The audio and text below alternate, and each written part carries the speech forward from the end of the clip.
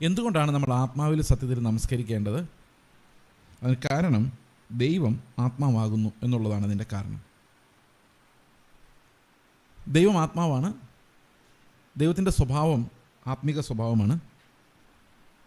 അതുകൊണ്ട് ദൈവത്തെ ആരാധിക്കുന്നവർ ആത്മാവിലും സത്യത്തിലും ആരാധിക്കണം. നേരത്തെ ആരാധിക്കുന്നതിന് പല രീതികളുണ്ടായിരുന്നു. ആ സ്ത്രീയുടെ കൂട്ടം, അതായത് ശമരിയക്കാർ ഗെരിസിം മലയുടെ മുകളിലാണ് ആരാധിച്ചുകൊണ്ടിരുന്നത്. ഇസ്രായേൽ മക്കൾ യെരുശലേമിൽ പോയാണ് ആരാധിച്ചുകൊണ്ടിരുന്നത്. ഓരോരുത്തർക്കും ഓരോ ആരാധന രീതികളുണ്ടായിരുന്നു. ഇന്നും അങ്ങനെയാണ്. ഇന്നും പലരും പല സ്ഥലത്ത് പോയാണ് ആരാധിക്കുന്നത്. എന്നാൽ കർത്താവ് പറയുന്നു, ദൈവം ആത്മാവായതുകൊണ്ട് അവനെ ആത്മാവിലും സത്യത്തിലും നമസ്കരിക്കേണ്ട ഒരു നാഴിക വന്നിരിക്കുന്നു. അപ്പോൾ ഏത് സ്ഥലത്താണ് എന്നുള്ളത് പ്രശ്നമല്ലാത്ത ഒരു സമയം വരുന്നു.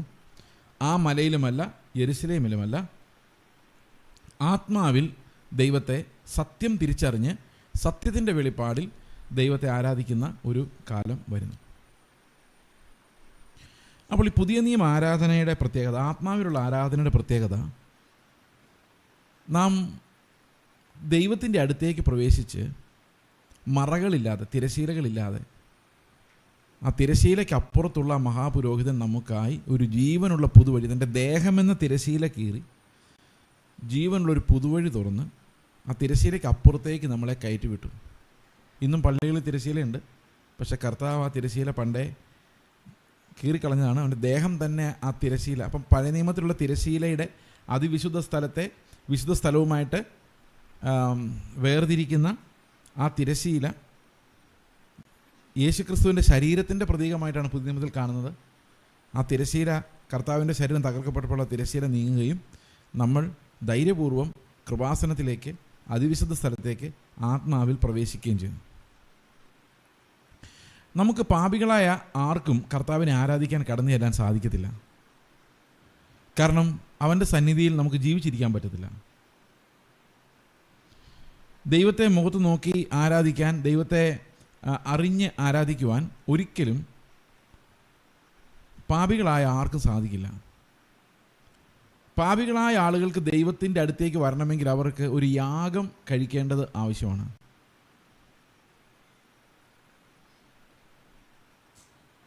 ഈ യാഗം കഴിക്കുക എന്നുള്ളതാണ് പഴയ നിയമ പിതാക്കന്മാരെല്ലാം ചെയ്തുകൊണ്ടിരുന്നത്. അവർ യാഗം കഴിച്ച് ദൈവത്തെ ആരാധിച്ചുകൊണ്ടിരുന്നു. എന്തിനാണ് യാഗം? പാപങ്ങളുള്ളത് കൊണ്ട്, ഈ പാപത്തിന് പരിഹാരം വരുത്താതെ ദൈവത്തിൻ്റെ സന്നിധിയിലേക്ക് ചെല്ലുവാൻ കഴിയാത്തതുകൊണ്ട്. അപ്പോൾ നമ്മളെങ്ങനെയാണ് ദൈവത്തിൻ്റെ സന്നിധിയിലേക്ക് ചെല്ലുന്നത്? എങ്ങനെയാണ് ചെല്ലുന്നത്? ഇന്ന് ആരെങ്കിലും യാഗം കഴിച്ചോ? കഴിച്ചില്ല. നമുക്കായി എന്നേക്കുമുള്ള ഒരു യാഗം കഴിക്കപ്പെട്ടിരിക്കുന്നു. ആ യാഗത്തിൻ്റെ അടിസ്ഥാനത്തിലാണ് നമ്മൾ പിതാവിൻ്റെ അടുത്തേക്ക് കയറി ചെല്ലുന്നത്. ഇന്ന് നിങ്ങളിവിടെ വന്നിട്ട് ആ യാഗത്തെക്കുറിച്ച് ഓർത്തോ? നമ്മളെങ്ങനെയാണ് കടന്നു വന്നത്? കൈ വീശി കടന്നു വന്നു അല്ലേ? നമ്മളെങ്ങനെയാണ് കടന്നു വന്നതെന്ന് ഓർത്തോ? ആ യാഗത്തിൻ്റെ മുമ്പിലേക്കാണോ നമ്മൾ വന്നത്? കർത്താവിൻ്റെ ശരീരം നമുക്കായി നുറുക്കപ്പെടുകയും അവൻ്റെ രക്തം നമുക്കായി നൽകപ്പെടുകയും ചെയ്തു. ആ യാഗത്താൽ നമ്മൾ ശുദ്ധിയുള്ളവരായി കർത്താവിൻ്റെ അടുത്തേക്ക്, നമ്മൾ യാഗമൊന്നും കഴിക്കുന്നില്ല, പക്ഷേ ആ യാഗത്തെ ഓർത്തുകൊണ്ടാണ് നമ്മൾ ദൈവത്തെ സ്തോത്രം ചെയ്യുന്നത്. കാരണം യാഗം കൂടാതെ പിതാവിൻ്റെ അടുത്തേക്ക് പ്രവേശിക്കുവാൻ ഒരു മനുഷ്യനും സാധിക്കില്ല. അപ്പോൾ പുതിയ നിയമത്തിൽ നമുക്കുള്ള സ്വാതന്ത്ര്യം എന്ന് പറയുന്നത് യാഗം കഴിക്കുന്നത് നമ്മളല്ല, കർത്താവാണ് ആ യാഗം കഴിച്ചത് എന്നുള്ളതാണ്. അപ്പോൾ ദൈവത്തെ എങ്ങനെ നമ്മൾ ആരാധിക്കുന്നു വെച്ച് കഴിഞ്ഞാൽ, ഒരു മനുഷ്യന് ദൈവത്തെ എന്തുമാത്രം പരിചയമുണ്ടോ അതനുസരിച്ച് ദൈവത്തെ ആരാധിക്കാൻ പറ്റുള്ളൂ. ദൈവത്തെ എന്തുമാത്രം പരിചയമുണ്ടോ ഒരാൾക്ക്, ആ പരിചയം അനുസരിച്ചാണ് നമ്മൾ ദൈവത്തെ ആരാധിക്കുന്നത്.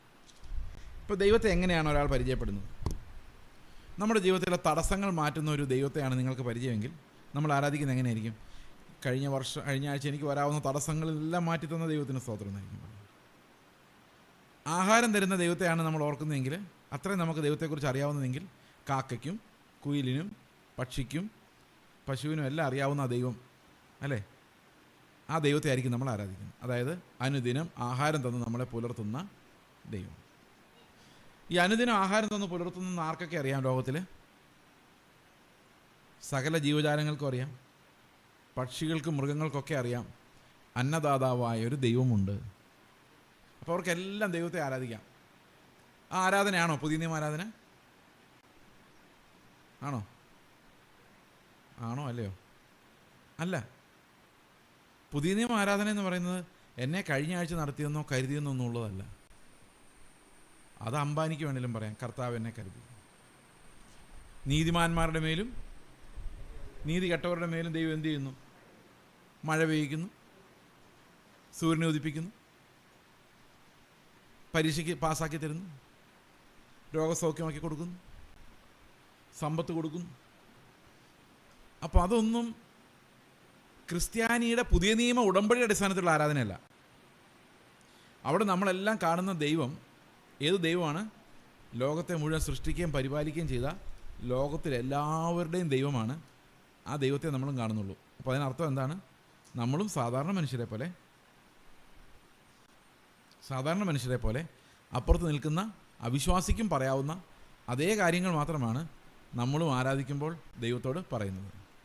ഇത്രത്തോളം യഹോവ സഹായിച്ചു. എല്ലാവരും സഹായിച്ചല്ലോ അല്ലേ? മോഡിയെ സഹായിച്ചില്ലേ? ഇല്ലേ? പിണറായിയൊക്കെ എന്തോരം സഹായിക്കുന്നു അല്ലേ? എന്തെല്ലാം പ്രശ്നങ്ങളുണ്ടായിട്ട് സഹായിക്കും. അങ്ങനെ പറയാൻ വേണേ പുള്ളിക്ക്. പണ്ടൊരു മുഖ്യമന്ത്രി ഉണ്ടായിരുന്നു, പുള്ളി എല്ലാ പ്രാവശ്യവും ഗുരുവായൂരിന് പോയിരുന്നു.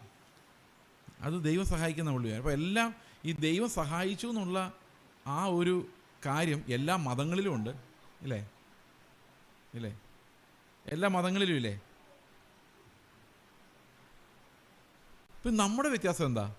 അവർക്ക് ആർക്കും പാടാൻ പറ്റാത്ത ഒരു സ്തുതിഗീതം നമ്മൾ പാടുവാണെങ്കിൽ അത് എന്തായിരിക്കും? അവർക്ക് ആർക്കും പാടാൻ പറ്റാത്ത, മിണ്ടാൻ പറ്റാത്ത, ദൂതന്മാർക്ക് പോലും പാടാൻ പറ്റാത്ത ഒരു സ്തുതിഗീതം ഉണ്ടെങ്കിൽ അത് എന്തായിരിക്കും? അത് യേശുക്രിസ്തുവിലൂടെ നമുക്ക് ലഭിച്ച രക്ഷയെ സംബന്ധിച്ച് മാത്രമേ. പുതിയ നിയമ ആരാധന എന്ന് പറയുന്നത് യാഗം ഓർത്തുകൊണ്ടുള്ള ആരാധനയാണ്.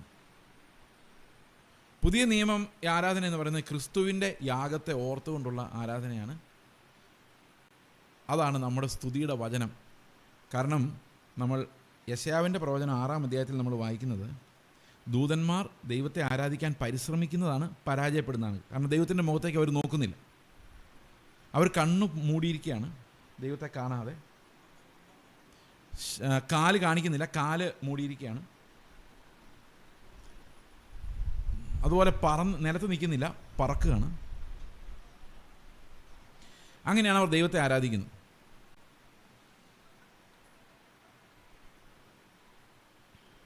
ഓക്കെ, അപ്പോൾ അവരെന്താ പറയുന്നത് ദൈവത്തെക്കുറിച്ച്? സൈന്യങ്ങളുടെ ദൈവമായ യഹോവ പരിശുദ്ധൻ, പരിശുദ്ധൻ, പരിശുദ്ധൻ. ദൂതന്മാർക്ക് അത്ര അറിയുള്ളൂ ദൈവത്തെക്കുറിച്ച്. കാരണം ഒരു ദൂതൻ തെറ്റ് ചെയ്തപ്പോഴേക്കും, ദൂതന്മാർ തെറ്റ് ചെയ്യുമ്പം കഠിനമായി ശിക്ഷിക്കുന്ന ഒരു ദൈവത്തെയാണ് അവർ കാണുന്നത് അല്ലേ? അപ്പോൾ ദൈവത്തിൻ്റെ പരിശുദ്ധിയാണ് ദൂതന്മാരുടെ മുമ്പിലേക്കെല്ലാം വരുന്നത്. എന്നാൽ ദൂതന്മാർക്ക് പോലും അറിയത്തില്ല ഈ കർത്താവ് ഇപ്പോൾ ഈ 6-ാം അധ്യായത്തിൽ തേജസ്സോടെ ഇരിക്കുന്ന കർത്താവ് 53-ാം അധ്യായം ആകുമ്പോഴേക്കും തകർക്കപ്പെട്ടവനായി ഈ ഭൂമിയിലൂടെ ചെയ്സിനെ പോലുള്ള പാപികളെ അന്വേഷിച്ച് അലഞ്ഞു തിരിഞ്ഞ് നടക്കുമെന്ന് ദൂതന്മാർക്ക് പോലും അറിയത്തില്ല. അത് എല്ലാവരിൽ നിന്നും മറയ്ക്കപ്പെട്ട ഒരു രഹസ്യമായിരുന്നു. 53-ാം അധ്യായത്തിലേക്ക് യെശയ്യാവിന് വെളിപ്പാട് വരുമ്പോൾ യെശയ്യാവ് ചോദിക്കുന്നത് ഇതാരും വിശ്വസിക്കുമെന്ന്. ആരും വിശ്വസിക്കില്ല എന്ന് 6-ാം അധ്യായത്തിൽ തന്നെ എഴുതിയിട്ടുണ്ട്. 6-ാം അധ്യായത്തിൽ തന്നെ എഴുതിയിട്ടുണ്ട്, അവരുടെ കണ്ണടച്ച് കളയുക അല്ലേ, കണ്ണ് ബന്ധിക്കുക, ചെവി പൂട്ടിക്കളയുക. എത്രത്തോളം എന്ന് ചോദിച്ചു കഴിഞ്ഞപ്പോൾ ഇതെല്ലാം നശിച്ചു പോകുന്നവരെ അവർ അവിശ്വാസികളായിരിക്കുമെന്ന് 6-ാം അധ്യായത്തിൽ പറയുന്നുണ്ട്. 53-ാം അധ്യായത്തിൽ യെശയ്യാവ് ചോദിക്കുകയാണ്, ഇങ്ങനത്തെ ഒരു സംഭവം പറഞ്ഞാൽ ആരെങ്കിലും വിശ്വസിക്കുമോ? അതേ യെശയ്യാവിനോടാണ് നേരത്തെ പറഞ്ഞത് ആർ നമുക്കായി പോകും എന്ന് ചോദിച്ചിട്ട് ഈ ആർക്കും വിശ്വസിക്കാൻ പറ്റാത്ത ഒരു ദൂത് യെശയ്യാവിന് കൊടുത്തത്. ആ ദൂത് എന്തായിരുന്നു? ദൂതന്മാർ പോലും ഭയപ്പെടുന്ന, ആരാധിക്കാൻ മുഖത്ത് നോക്കാൻ ഭയപ്പെടുന്ന ദൈവം ഈ താഴ്ന്ന ഭൂമിയിലേക്ക് ഇറങ്ങി വന്ന് കണ്ടാൽ ആളല്ലെന്ന് തോന്നുമാർ തകർക്കപ്പെട്ടവനായി ക്രൂശിൽ നമുക്കായിട്ട് കിടക്കും എന്നുള്ളതായിരുന്നു ആ അത്ഭുതകരമായ, ആർക്കും വിശ്വസിക്കാൻ പറ്റാത്ത വാർത്ത. അത് യെശയ്യാവിനൊന്നും മനസ്സിലായിട്ടുണ്ടാവില്ല പൂർണ്ണമായിട്ടും. അത് വെളിപ്പാട് വന്നതെല്ലാം പുള്ളി എഴുതി വെച്ചു എന്നുള്ളതല്ലാതെ ഇതിൻ്റെ എല്ലാം പൊരുൾ യെശയ്യാവിന് മനസ്സിലായി കാണാൻ സാധ്യതയില്ല. കാരണം പൗലോസ് പറയുന്നു ഇത് പൂർവ്വകാലങ്ങളിൽ മറഞ്ഞിരുന്ന കാര്യമാണ്, ഇപ്പോൾ അപ്പോസ്തലന്മാരിലൂടെയാണ് അത് വെളിപ്പെട്ടത്. യേശു ക്രിസ്തു ആയിരുന്നു നമുക്ക് വേണ്ടി ഒരുക്കപ്പെട്ടിരുന്നതെന്ന് അപ്പോസ്തലന്മാരുടെ വെളിപ്പെട്ടത്. അപ്പം നമ്മൾ അറിയുന്ന സത്യം എന്താണ്? ഞാൻ തന്നെ സത്യം.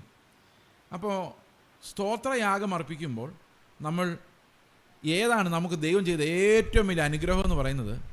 ഈ പുത്രനെ നമുക്ക് നൽകി എന്നുള്ളതാണ്. നിത്യജീവൻ്റെ വാഗ്ദത്തം നമുക്ക് നൽകി എന്നുള്ളതാണ്.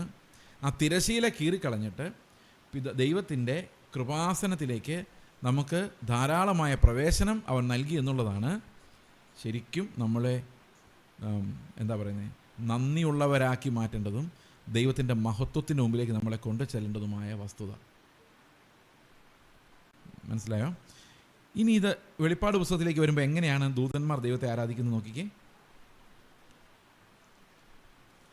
നമുക്ക് 5-ാം അധ്യായം എടുക്കാം.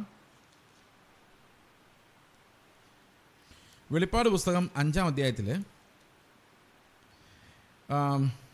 9-ാം വാക്യം, പുസ്തകം വാങ്ങുവാൻ അതിൻ്റെ മുദ്ര പൊട്ടിപ്പാനും നീ യോഗ്യൻ, നീ അറുക്കപ്പെട്ടു, നിന്റെ രക്തത്താൽ രക്തം കൊണ്ട് സർവ്വഗോത്രത്തിലും ഭാഷയിലും വംശത്തിലും ജാതിയിലും നിന്നുള്ളവരെ ദൈവത്തിനായി വിലയ്ക്ക് വാങ്ങി ഞങ്ങളുടെ ദൈവത്തിന് അവരെ രാജ്യവും പുരോഹിതന്മാരുമാക്കി വെച്ചു. അവർ ഭൂമിയിൽ വാഴുന്നു എന്നൊരു പുതിയ പാട്ട് അവർ പാടുന്നു. ദൂതന്മാർ ഇപ്പോൾ എന്താ പാടുന്നത്? നേരത്തെ എന്താ പാടിക്കൊണ്ടിരുന്നത്? നേരത്തെ പാടിക്കൊണ്ടിരുന്നത് പരിശുദ്ധൻ പരിശുദ്ധൻ പരിശുദ്ധൻ. നമ്മുടെ രക്ഷ കണ്ടു കഴിഞ്ഞപ്പോൾ ദൂതന്മാർ പിന്നെ എന്താ പാടുന്നത്? ഇത്രയെല്ലാം വൃത്തികെട്ടവന്മാരെ വിശുദ്ധീകരിച്ച് ഞങ്ങളുടെ പിതാവിൻ്റെ രാജ്യമാക്കി അവരെ മാറ്റി, പിതാവിൻ്റെ പുരോഹിത വർഗമാക്കി ഇവരെ മാറ്റിയ കർത്താവ് കുഞ്ഞാട് യോഗ്യൻ, ഹീസ് വർത്തി. അതാണ് ദൂതന്മാർ ഇപ്പോൾ പാടുന്ന പാട്ട്. അതൊരു പുതിയ പാട്ടാണ്. ദൂതന്മാർക്ക് നേരത്തെ അറിയത്തില്ലായിരുന്നത്. അപ്പോൾ ദൂതന്മാർക്കൊരു പുതിയ പാട്ട് കിട്ടി നമ്മളെ നോക്കിയപ്പം. എന്താണ്? നമ്മുടെ രക്ഷയെ നോക്കിയപ്പോൾ അവർക്ക് ഭയങ്കര അത്ഭുതമായിരുന്നു. കാരണം ദൂതന്മാർ പാപം ചെയ്തപ്പോൾ അവരെ രക്ഷിക്കാൻ കർത്താവ് ഇറങ്ങി ചെന്നില്ല. എന്നാൽ മനുഷ്യൻ പാപം ചെയ്തപ്പോൾ അവരെ രക്ഷിക്കാൻ വേണ്ടി കർത്താവ് അവരിലൊരാളായി ഏറ്റവും ഹീനമായ അവസ്ഥയിൽ വന്ന് ജനിച്ച് മരിച്ച് ഈ മനുഷ്യന് പകരക്കാരനായി കർത്താവ് അവനെ തന്നെ ഏൽപ്പിച്ചു കൊടുത്തു എന്നുള്ളത് ദൂതന്മാർക്ക് ഭയങ്കര അത്ഭുതകരമായ കാര്യമായിരുന്നു. അവർ നോക്കാൻ ഭയപ്പെട്ടിരുന്ന കർത്താവിനെ തന്നെയാണ് അവർ നിസ്സഹായനായി ക്രൂശിൽ കണ്ടത്. അതുകൊണ്ടൊരു പറയുകയാണ്, കുഞ്ഞാട് യോഗ്യൻ, അറുക്കപ്പെട്ട കുഞ്ഞാട് യോഗ്യൻ. അപ്പോൾ നമ്മൾ എന്താ പാടേണ്ടത്?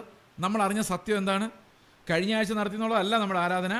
അറുക്കപ്പെട്ട കുഞ്ഞാട് യോഗ്യൻ എന്നുള്ളതാണ് നമ്മുടെ ആരാധന.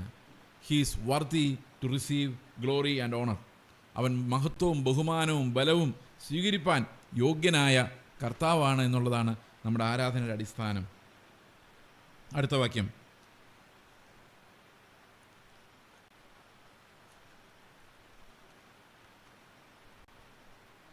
പിന്നെ ഞാൻ ദർശനത്തിൽ സിംഹാസനത്തിൻ്റെയും ജീവികളുടെയും മൂപ്പന്മാരുടെയും ചുറ്റിലും ഏറിയ ദൂതന്മാരുടെ ശബ്ദം കേട്ടു. അവരുടെ എണ്ണം 10,000 10,000 ആയിരുന്നു. അവർ അത്യുച്ചത്തിൽ അറുക്കപ്പെട്ട കുഞ്ഞാട് ശക്തിയും ധനവും ജ്ഞാനവും ബലവും ബഹുമാനവും മഹത്വവും സ്തോത്രവും ലഭിപ്പാൻ യോഗ്യൻ എന്ന് പറഞ്ഞു. സ്വർഗത്തിലും ഭൂമിയിലും ഭൂമിക്ക് കീഴിലും സമുദ്രത്തിലുമുള്ള സകല സൃഷ്ടിയും അവയിലുള്ളതൊക്കെയും സിംഹാസനത്തിലിരിക്കുന്നവനും കുഞ്ഞാടിനും സ്തോത്രവും ബഹുമാനവും മഹത്വവും ബലവും എന്നേക്കും ഉണ്ടാകട്ടെ എന്ന് പറയുന്നത് ഞാൻ കേട്ടു. 4 ജീവികളും ആമേൻ എന്ന് പറഞ്ഞു. മൂപ്പന്മാർ വീണ് നമസ്കരിച്ചു. ഇതാണ് വർഷിപ്പ്. സ്വർഗത്തിൽ നമ്മൾ പോയാലും കുഞ്ഞാടിൻ്റെ രക്തത്താൽ വീണ്ടെടുക്കപ്പെട്ടവരുടെ അസംബ്ലിയാണ് സ്വർഗത്തിൽ ഉണ്ടാകാൻ പോകുന്നത്. ആ അസംബ്ലിയിലേക്കാണ് നമ്മൾ ചെല്ലുന്നത്.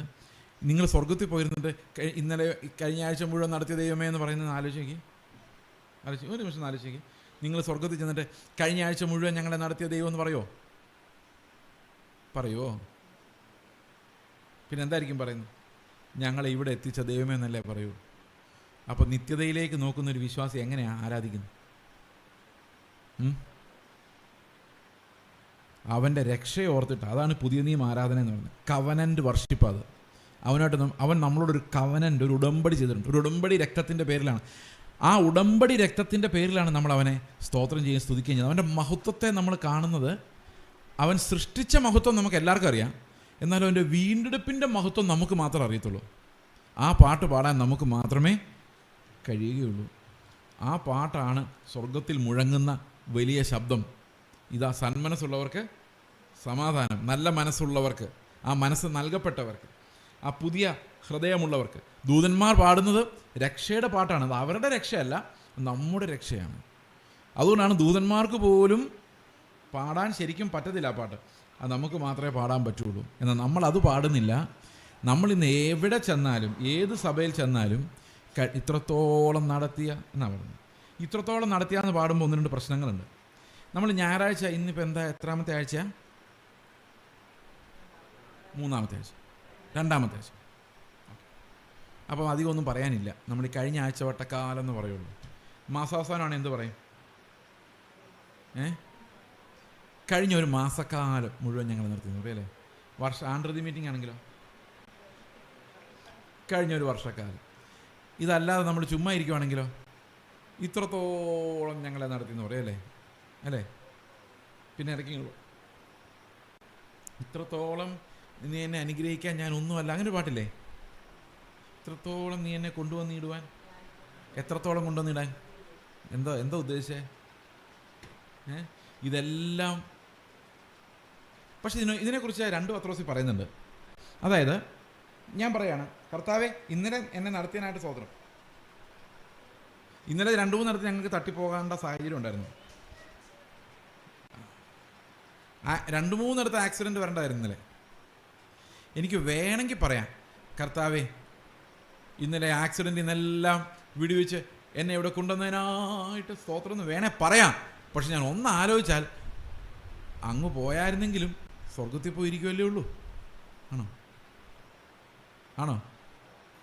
അപ്പോൾ പിന്നെ രക്ഷപ്പെട്ടതിന് പ്രത്യേകിച്ച് സ്തോത്രം പറയുന്നത് ശരിയാണോ?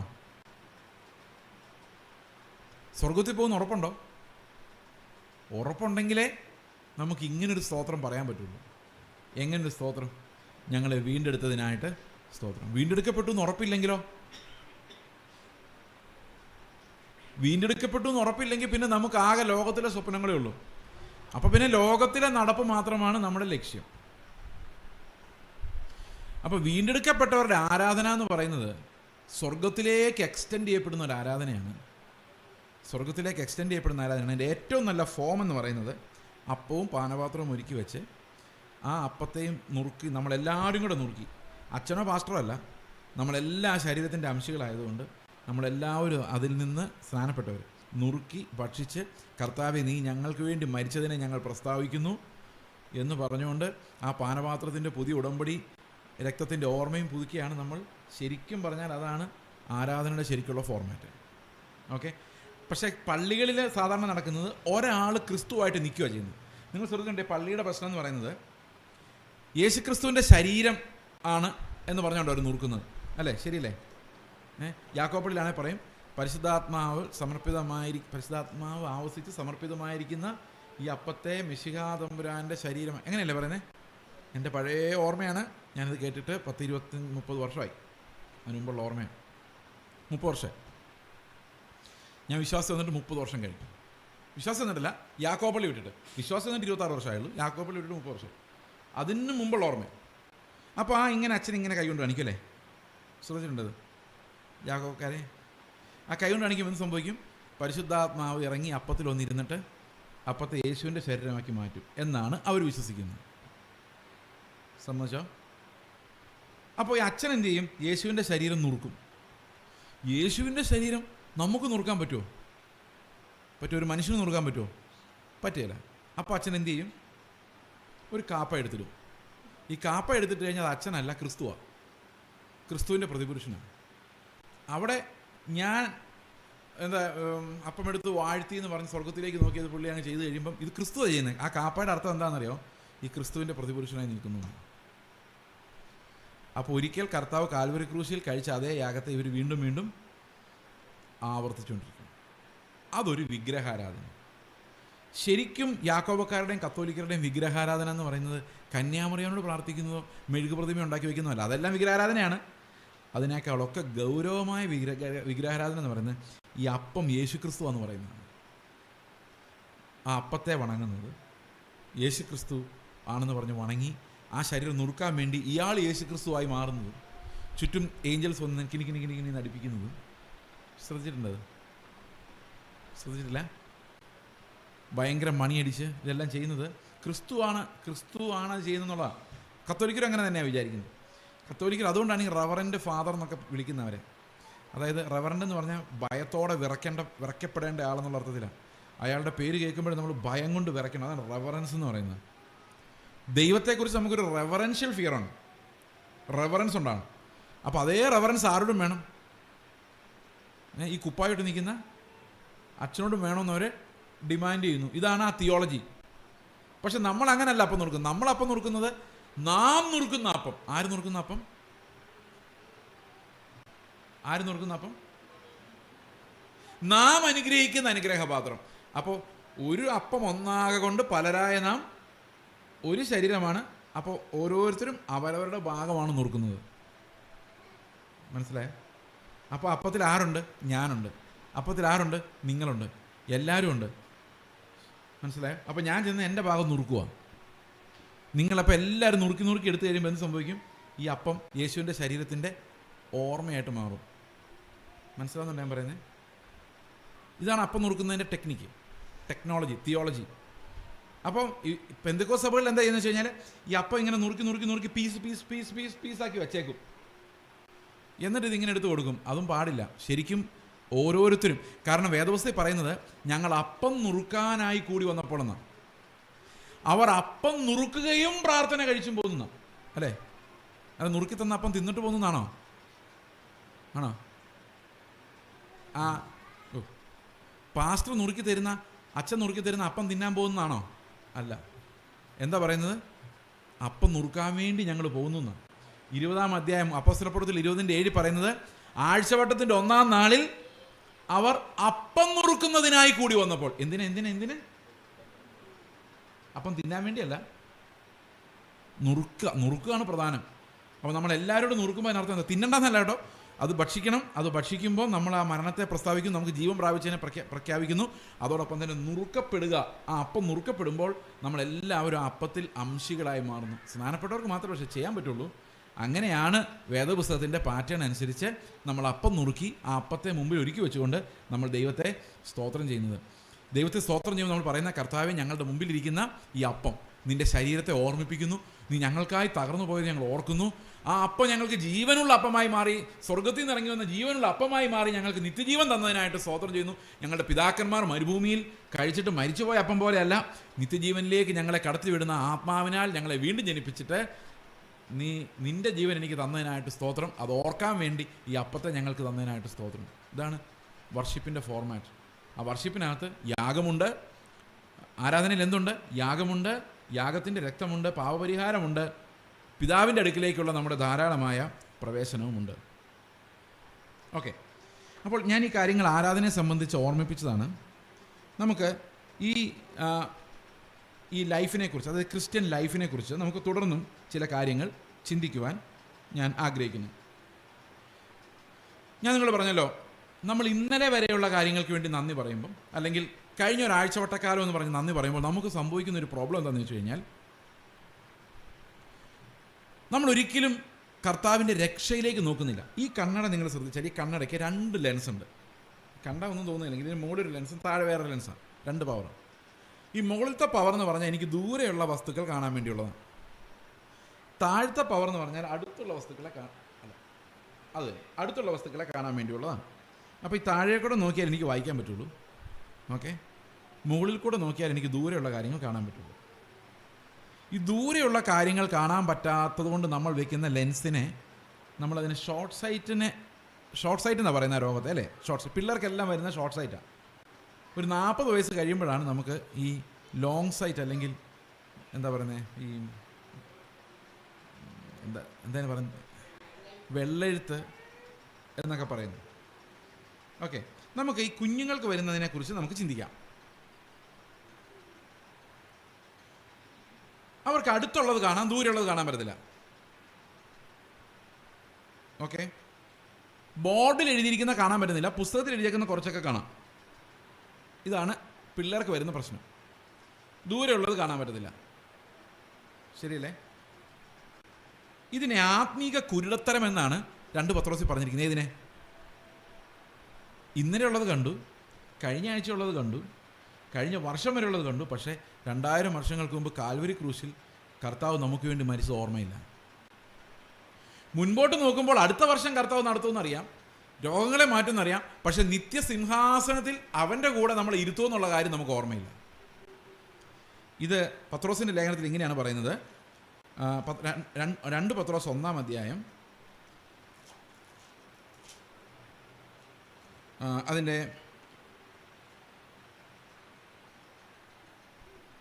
8-ാം വാക്യം. ഇവ നിങ്ങൾക്കുണ്ടായി വർദ്ധിക്കുന്നുവെങ്കിൽ നിങ്ങൾ നമ്മുടെ കർത്താവായ യേശുക്രിസ്തുവിൻ്റെ പരിജ്ഞാനം സംബന്ധിച്ച് ഉത്സാഹമില്ലാത്തവരും നിഷ്ഫലന്മാരുമായിരിക്കുകയില്ല. അവ ഇല്ലാത്തവനോ കുരുടനത്രേ, അവൻ ഹ്രസ്വദൃഷ്ടിയുള്ളവനും തൻ്റെ മുൻപിലത്തെ പാപങ്ങളുടെ ശുദ്ധീകരണം മറന്നുപോയവനും അത്രേ. മനസ്സിലായോ? ഹ്രസ്വദൃഷ്ടിയുള്ളവർക്ക് എന്ത് സംഭവിക്കുകയുള്ളൂ? കഴിഞ്ഞ ഒരാഴ്ചത്തെ കാലം മാത്രം നമ്മൾ ഓർക്കുകയുള്ളൂ.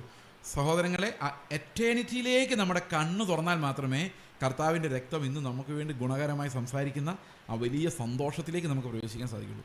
ആ സന്തോഷത്തിലേക്ക് പ്രവേശിച്ചു കഴിഞ്ഞാൽ എല്ലാ സമയത്തും നമുക്ക് അവനെ ആത്മാവിൽ ആരാധിക്കുവാൻ സാധിക്കും. കാരണം നമ്മൾ എപ്പോഴും അവൻ്റെ പ്രസൻസിലാണ്. എങ്ങനെയാണെങ്കിൽ ഈ യാഗത്താൽ നമ്മൾ കർത്താവിൻ്റെ അടുത്തേക്ക് കടന്നു വരുന്നുണ്ടെങ്കിൽ we are always in his presence.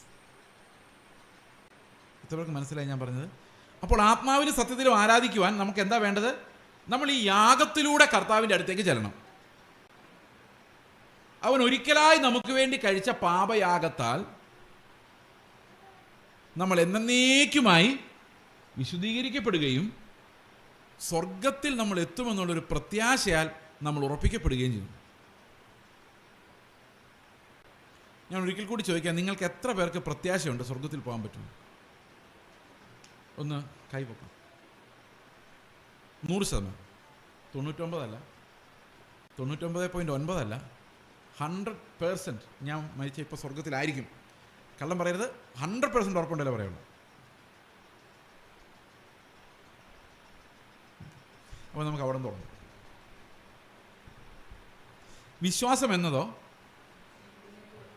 ആശിക്കുന്നതിൻ്റെ ഉറപ്പും കാണാത്ത കാര്യങ്ങളുടെ എന്താ വിശ്വസിക്കുന്നത്?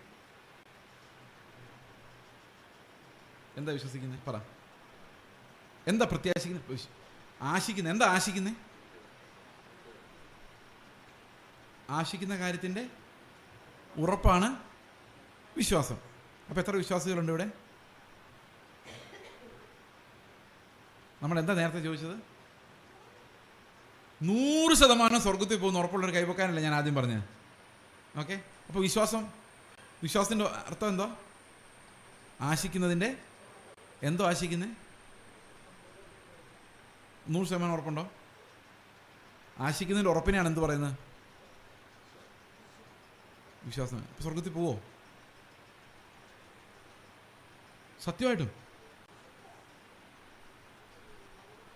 ശരി, നിങ്ങൾ സ്വർഗത്തിൽ പോകുമെങ്കിൽ എന്തുകൊണ്ട് പോകും? പോവില്ല എങ്കിൽ എന്തുകൊണ്ട് പോവില്ല? ഇത് ഏറ്റവും ബാലപാഠമാണ്. ഞാൻ രക്ഷിക്കപ്പെടുന്ന സമയത്ത് ആ ഹോട്ടലിൽ ഇരുന്ന് ഞാൻ കേട്ട സുവിശേഷം അതായിരുന്നു. ഫസ്റ്റ് സുവിശേഷം. നിങ്ങൾ സ്വർഗത്തിൽ പോകുമെന്ന് വിശ്വസിക്കുന്നവർ 2-3 പേരുണ്ട്, കൈ പൊക്കിയിട്ടുണ്ട്. പോകുമെന്ന് ഉറപ്പില്ലാത്തവരുണ്ട്. പോകുമെങ്കിൽ എന്തുകൊണ്ട് പോകും? പോകില്ലെങ്കിൽ എന്തുകൊണ്ട് പോകില്ല? ആർക്കെങ്കിലും പറയാമോ? നീ ക്യാമറ ഇങ്ങോട്ടായതുകൊണ്ട് ആരാ പറയുന്നതൊന്നും മതിയല്ല, ധൈര്യമായിട്ട് പറഞ്ഞു. പറയാം. എന്തുകൊണ്ട് പോകും? എന്തുകൊണ്ട് പോകും?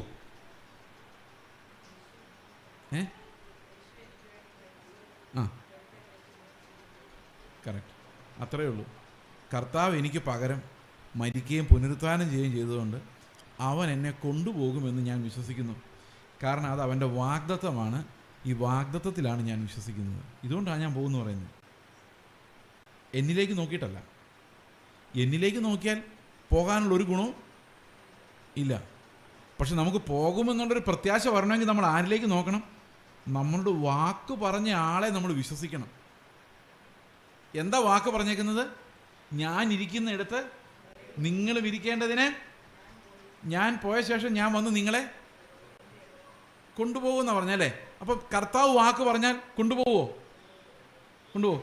അപ്പം നമ്മൾ എന്തുമാത്രം ക്വാളിഫൈഡ് ആയാലാ കൊണ്ടുപോകുന്നത്?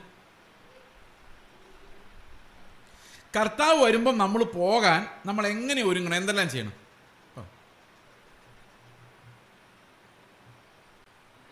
ഇനി ഞാൻ പറയാം, ഈ പോകൂല്ല എന്ന് പറഞ്ഞവർ എന്തുകൊണ്ട് അങ്ങനെ പറഞ്ഞതെന്ന് നോക്കുമ്പം ശരിയായിട്ടില്ല, ഇനിയും കുറച്ചുകൂടെ നന്നാകാനുണ്ടെന്നുള്ള വിനയം കൊണ്ട് പറഞ്ഞത് അല്ലേ?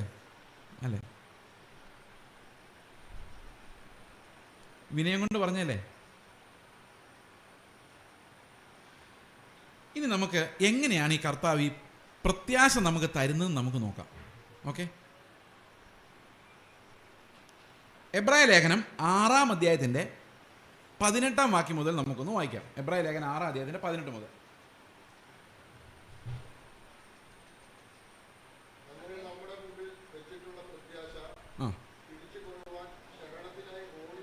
അങ്ങനെ നമ്മുടെ മുൻപിൽ വെച്ചിട്ടുള്ള പ്രത്യാശ പിടിച്ചുകൊള്ളുവാൻ. നമ്മുടെ മുമ്പിൽ പ്രത്യാശ വെച്ചിട്ടുണ്ടോ? എവിടെ വെച്ചേക്കുന്നേ? നമ്മളെ വിളിച്ചപ്പോൾ തന്നെ ഒരു പ്രത്യാശ തന്നിട്ടാണ് നമ്മളെ വിളിച്ചേക്കുന്നത്. അതുകൊണ്ടാണ് എഫേസ്യ ലേഖനം 1:17 പറയുന്നത്, നിങ്ങളെ വിളിച്ച വിളിയാലുള്ള ആശ. എന്തിനാ നമ്മളെ വിളിച്ചേക്കുന്നത്? നിങ്ങളെ വിളിച്ച വിളിയാലുള്ള ആശ. അപ്പൊ വിളിയിൽ തന്നെ എന്തുണ്ട്? ഒരാശയുണ്ട്. ശരിയാണോ? ഇനി എഫേസ്യർ 4:4 നോക്കിക്കേ. എഫേസ്യർ 4:4.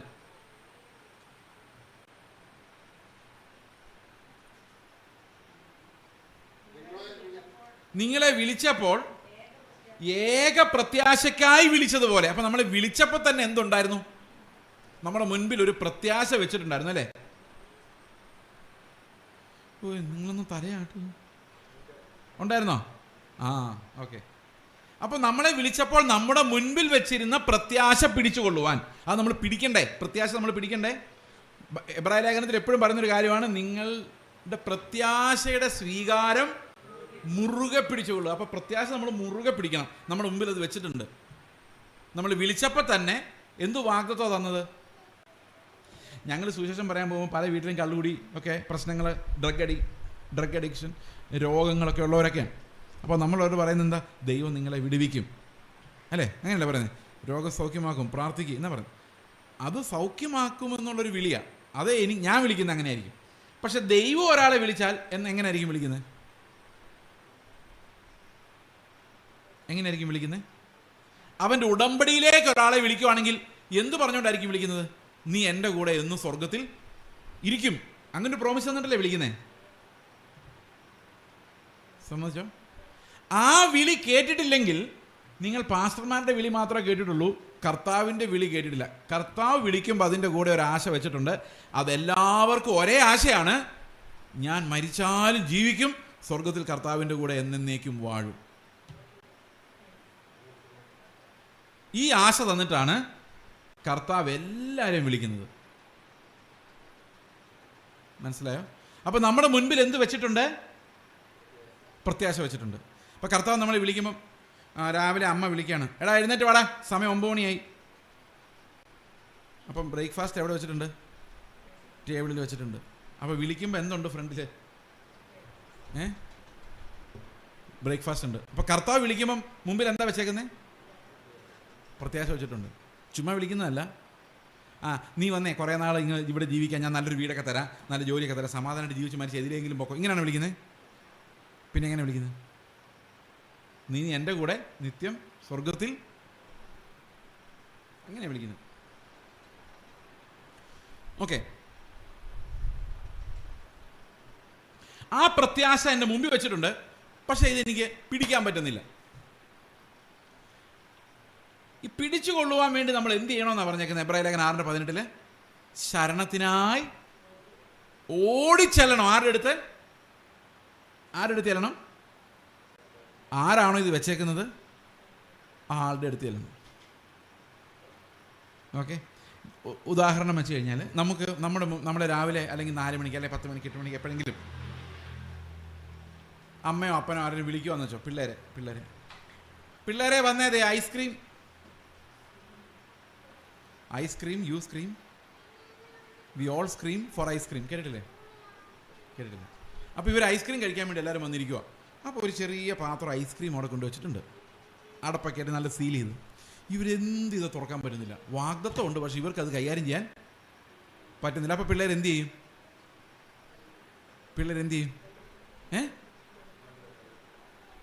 വേണ്ടാന്ന് വെച്ച് പോവോ?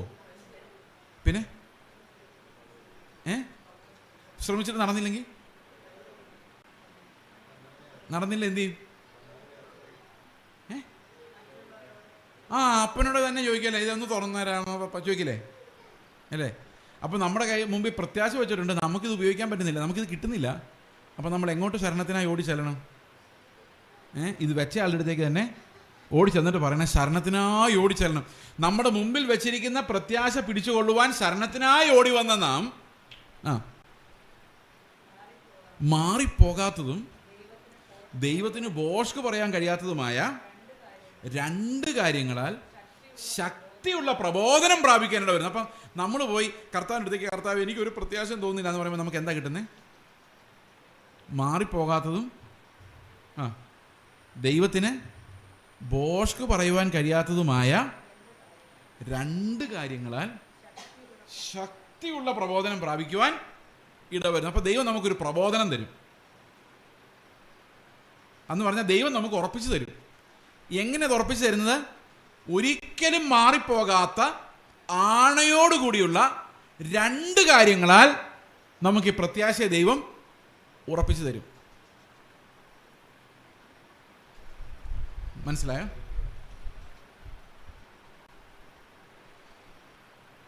ഓക്കെ, എന്തൊക്കെയാണ് ഈ 2 കാര്യങ്ങൾ? അടുത്ത വാക്യം. ആ പ്രത്യാശ. ഏത് പ്രത്യാശ? ആരുറപ്പിച്ചു തന്ന പ്രത്യാശ? അതായത് നിങ്ങൾ ഐസ്ക്രീമിനെ കുറിച്ച് ഓർത്തോ? ഐസ്ക്രീം പൊട്ടിക്കാൻ പറ്റാതെ കൊച്ചിരുന്ന് കരയുവാണ്. എന്നിട്ട് അപ്പനോട് ഒന്ന് പൊട്ടിച്ചു തരാൻ കൊതി സഹിക്കാൻ പറ്റുന്നില്ല. അപ്പോൾ അപ്പനത് പൊട്ടിച്ചു കൊടുക്കുന്നു. അങ്ങനെ ദൈവം നമ്മുടെ കൈ തന്ന പ്രത്യാശ. ഇല്ല. ഓക്കെ, ആ പ്രത്യാശ നമുക്ക് ആത്മാവിന് ഒരു നങ്കൂരം തന്നെ. നിങ്ങൾ നങ്കൂരം കണ്ടിട്ടുണ്ടോ? നങ്കൂരം പോലുള്ള എന്തെങ്കിലും ഇവിടെ ഉണ്ടോ നോക്കട്ടെ. ഒന്നുമില്ല. നങ്കൂരം പോലുള്ള എന്തുണ്ട്? ഓക്കെ, ഈ സി കണ്ടോ? സി കെയറിംഗ് ഇന്ത്യയുടെ സി, വലിയൊരു സി കണ്ടോ ഇവിടെ? നിങ്ങൾ ഇങ്ങോട്ട് നോക്ക് ബോർഡിലേക്ക്. ഇന്ത്യയുടെ ഗുജറാത്ത് കണ്ടോ നിങ്ങൾ? ഗുജറാത്ത് ആ ഗുജറാത്ത് മുട്ടുന്ന സ്ഥലം കണ്ടോ? സ്മൈൽ എന്നുള്ളിടത്ത്. അവിടെ നിന്ന് നേരെ ഒരു കമ്പ് ഉണ്ടെന്ന് വിചാരിച്ചോ. ഒരു കമ്പി അല്ലെങ്കിൽ ഒരു എന്താ പറയുന്നത്, ഒരു ഇരുമ്പ് ദണ്ട് ഉണ്ടെന്ന് വിചാരിച്ചോ. ഓക്കെ, അത് സങ്കല്പിച്ച് നോക്കി എങ്ങനെ ഇരിക്കും? ഇങ്ങനെ 2 സൈഡും വളഞ്ഞ് നടുക്ക് പിടിക്കാവുന്നൊരു ഹാൻഡിലുമായിട്ടിരിക്കില്ലേ? മനസ്സിലായോ? ഇവിടുത്തെ സ്വിച്ച് ആങ്കറിൻ്റെ സ്വിച്ച് ആണെങ്കിൽ അതിനകത്ത് കാണും ആ പിക്ചർ. എനിക്കിപ്പോൾ ഓർക്കാൻ പറ്റുന്നുണ്ടോ അതെങ്ങനെയാണ്? ഇങ്ങനെ വന്നിട്ട് ഇങ്ങനെ 2 സൈഡിലേക്കും ഹുക്കുള്ള ഒരു സാധനമാണ് ഈ ആങ്കർ എന്ന് പറയുന്നത്. അത് മലയാളത്തിൽ പറയുന്നതാണ് നങ്കൂരം. അപ്പോൾ ഈ കപ്പൽ നങ്കൂരിടുമ്പോൾ എന്ത് സംഭവിക്കണം? ഇതിൻ്റെ 2 ഹുക്കും പാറയുടെ ഇടയിലോട്ട് പോയി ഉടക്കി കഴിഞ്ഞാൽ അത് നല്ല ബലമായിരിക്കും. സംബന്ധിച്ചോ? ഒരു ഹുക്ക് ഉടക്കിയാലോ ബലമുണ്ട്, പക്ഷെ പോരാ. കാരണം ചിലപ്പോൾ ഡയറക്ഷൻ മാറിപ്പോയാൽ അതിങ്ങ് പോരും. അപ്പോൾ ഒരു പാറയുടെ ഇടയ്ക്ക് പോയിട്ട് ഇത് 2ഉം കൂടെ ഹുക്കായാൽ എന്ത് സംഭവിക്കും? അവിടെ ഉറപ്പുണ്ടല്ലേ? അപ്പോൾ എത്ര ഹുക്കുണ്ട്? അപ്പോൾ നമുക്ക് തന്ന പ്രത്യാശയ്ക്ക് എത്ര ഹുക്കുണ്ട്? 2 ഹുക്കുള്ളൊരു പ്രത്യാശ ദൈവം നമുക്ക് തന്നിട്ടുണ്ട്, നങ്കൂരം പോലെ. എന്താ രസമായിട്ടല്ലേ ഇത് എഴുതിയേക്കുന്നേ? അപ്പോൾ നമ്മുടെ പ്രത്യാശയ്ക്ക് എത്ര ഹുക്കുണ്ട്? ഈ 2 കാര്യങ്ങളിലും ഒരിക്കലും മാറ്റം വരില്ല. ദൈവം ഒരിക്കലും ബോഷ്ക്ക് പറയില്ലാത്ത 2 കാര്യങ്ങളാലുള്ളൊരു പ്രത്യാശ, ഒരു നങ്കൂരം. ഓക്കെ, ഈ നങ്കൂരം ആരുടെ നങ്കൂരമാണ്?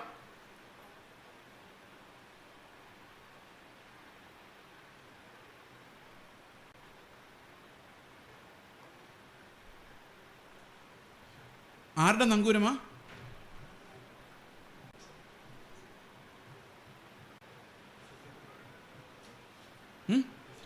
പ്രത്യാശയുടെ നങ്കൂരം അല്ലേ?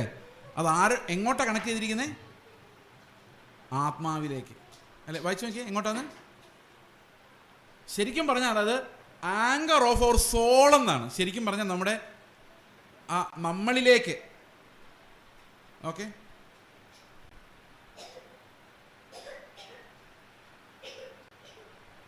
അപ്പൊ നമ്മളിലേക്ക് വരുന്ന ഹുക്കിനെയാണ് നമ്മൾ എന്തോ പറയുന്നത്? നങ്കൂരം എന്ന് പറയുന്നത്. ഓക്കെ ആണോ?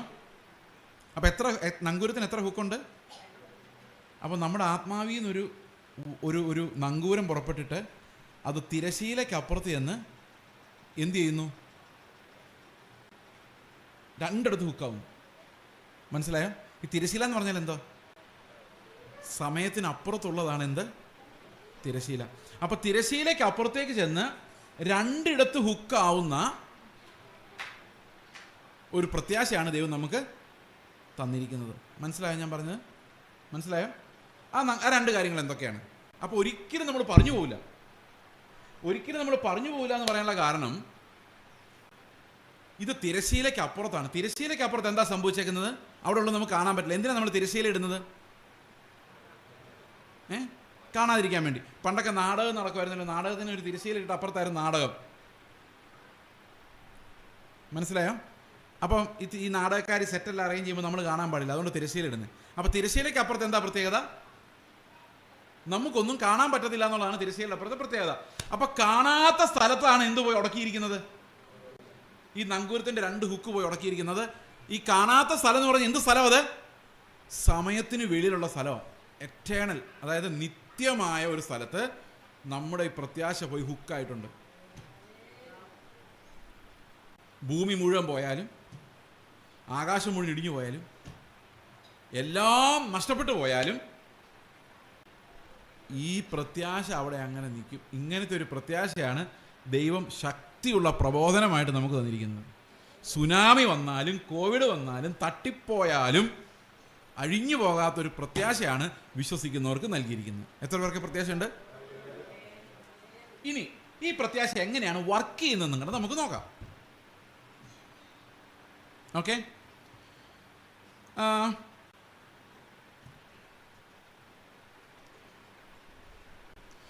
എങ്ങനെയാണ് ഈ പ്രത്യാശ വർക്ക് ചെയ്യുന്നത് നമുക്ക് നോക്കാം. രണ്ടിടത്ത് ഹുക്കായിരിക്കുന്നു. ഈ രണ്ട് കാര്യങ്ങൾ നമുക്ക് അടുത്ത വാക്യം നോക്കി. അത് നിശ്ചയവും സ്ഥിരവും തിരശീലയ്ക്കകത്തേക്ക് കടക്കുന്നതുമാകുന്നു. അടുത്ത വാക്യം. അവിടെ ആ തിരശീലയ്ക്ക് അപ്പുറത്ത് എന്താ ഉള്ളതെന്ന് നോക്കി. യേശു മൽക്കീസദേക്കിന്റെ ക്രമപ്രകാരം എന്നേക്കും മഹാപുരോഹിതനായി മുൻപ് കൂട്ടി നമുക്ക് വേണ്ടി പ്രവേശിച്ചിരിക്കുന്നു. അപ്പം ഈ തിരശീലയ്ക്ക് അപ്പുറത്ത് ആരുണ്ട്? ഞാൻ ഇന്നലെ പറഞ്ഞപ്പോൾ നിങ്ങൾ ഓർക്കുന്നുണ്ട്. നിങ്ങൾ ഇന്നലെ എല്ലാവരും ഉണ്ടായിരുന്നോ? ഓക്കെ, ഇന്നലെ ഞാൻ പറഞ്ഞു ഓർക്കുന്നുണ്ടോ? യേശു ക്രിസ്തുവിൻ്റെ യാഗം എവിടെ നടന്നു എന്നാണ് പറഞ്ഞത്?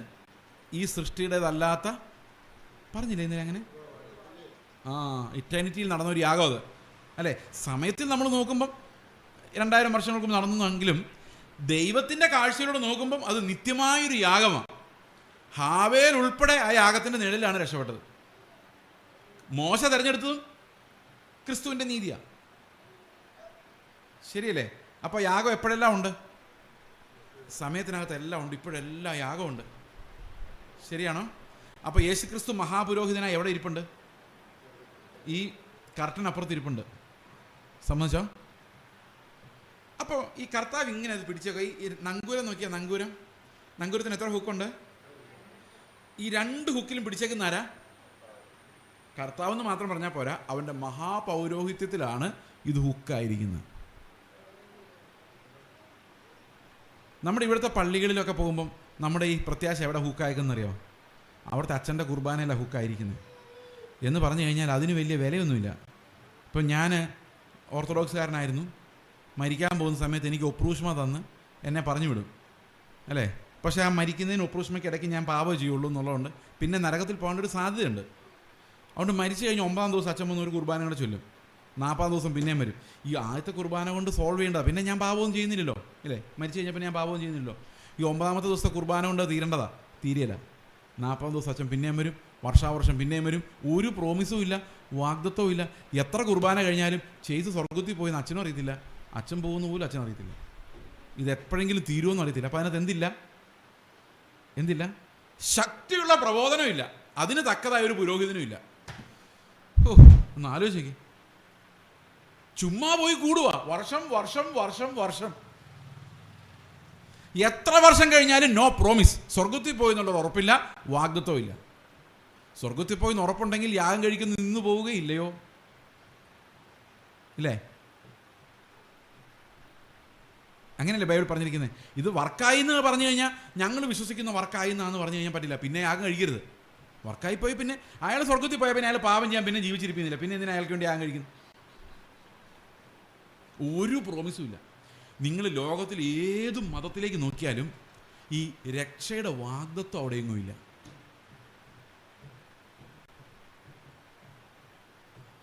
മനസ്സിലായോ? പോയാ പോയി, വന്നാ വന്നു. എല്ലായിടത്തും അങ്ങനെ. അത് ഹിന്ദു ആയാലും മുസ്ലിം ആയാലും ലോകത്തിൽ ഏത് മതമായാലും ഈ പ്രത്യാശയുടെ നങ്കൂരം എന്ന് പറഞ്ഞൊരു സാധനം ഈ യേശുക്രിസ്തുവിൻ്റെ ഏകയാഗത്താൽ മാത്രമേ ഉണ്ടായിട്ടുള്ളൂ. വേറൊരു മതത്തിലും അത് ഉണ്ടായിട്ടില്ല. ഒന്ന് ആലോചിച്ച് നോക്കി. പോയാ പോയി, വന്നാ വന്നു. പിന്നെ ബോംബ് പൊട്ടിത്തെറിച്ച് ചത്താൽ ചില മതങ്ങളിലൊക്കെ പോകുമെന്ന് പറയുന്നില്ല. അതിനുവേണ്ടി ഇപ്പോൾ ചാവാൻ പോകാൻ പറ്റില്ലല്ലോ. അതാണ് അവരുടെ അങ്ങേയറ്റത്തെ പ്രോമിസ്. പക്ഷെ നമ്മുടെ വാഗ്ദത്വം അങ്ങനെയല്ല. ഈ യേശുക്രിസ്തുവിൻ്റെ മഹാപൗരോഹിത്യം ഈ വീണ്ടും വീണ്ടും ആവർത്തിക്കപ്പെടുന്ന പൗരോഹിത്യങ്ങളെ പോലെയല്ല. അത് എന്നേക്കുമായി ഒരിക്കലായി നമുക്ക് പ്രവേശനവും വാഗ്ദത്വവും തന്നിരിക്കുന്നു. അപ്പം നിങ്ങളത് ശരിയായില്ല, മതിയായില്ല, പോകുമെന്ന് അറിയത്തില്ല എന്നൊക്കെ പറയുമ്പോൾ നമ്മൾ ആരെയാണ് തള്ളി പറയുന്നത്? ഈ യാഗത്തെയല്ലേ തള്ളി പറയുന്നത്? ആണോ അല്ലയോ? അല്ലേ? അപ്പോൾ എത്ര പേർക്ക് ഉറപ്പുണ്ട്? 2 ഹുക്ക് എന്താണെന്ന് ഇതുവരെ പറഞ്ഞില്ല. അതുകൊണ്ട് പറയണേ അല്ലേ? പറയണ്ടേ? ആർക്ക് പറയാം 2 ഹുക്ക് എന്താന്ന്? പ്രത്യാശ നമ്മൾ പിടിക്കുന്ന ഹുക്ക്. പ്രത്യാശയാണ് നങ്കൂരം. ആ നങ്കൂരം പോയി ഉടക്കിയിരിക്കുന്ന ഹുക്ക് ഏതാന്ന് ചോദിച്ചാൽ no no no no no no no no no no no no. മഹാപൗരോഹിത്യം എന്നുള്ള വാക്ക് ഓർക്കണം. അവിടെ മഹാപൗരോഹിതനായിരിക്കുന്നത്. അപ്പോൾ ഈ യാഗവുമായിട്ട് സംബന്ധിക്കുന്നതും പൗരോഹിത്യമായിട്ട് സംബന്ധിക്കുന്നത് അല്ലേ?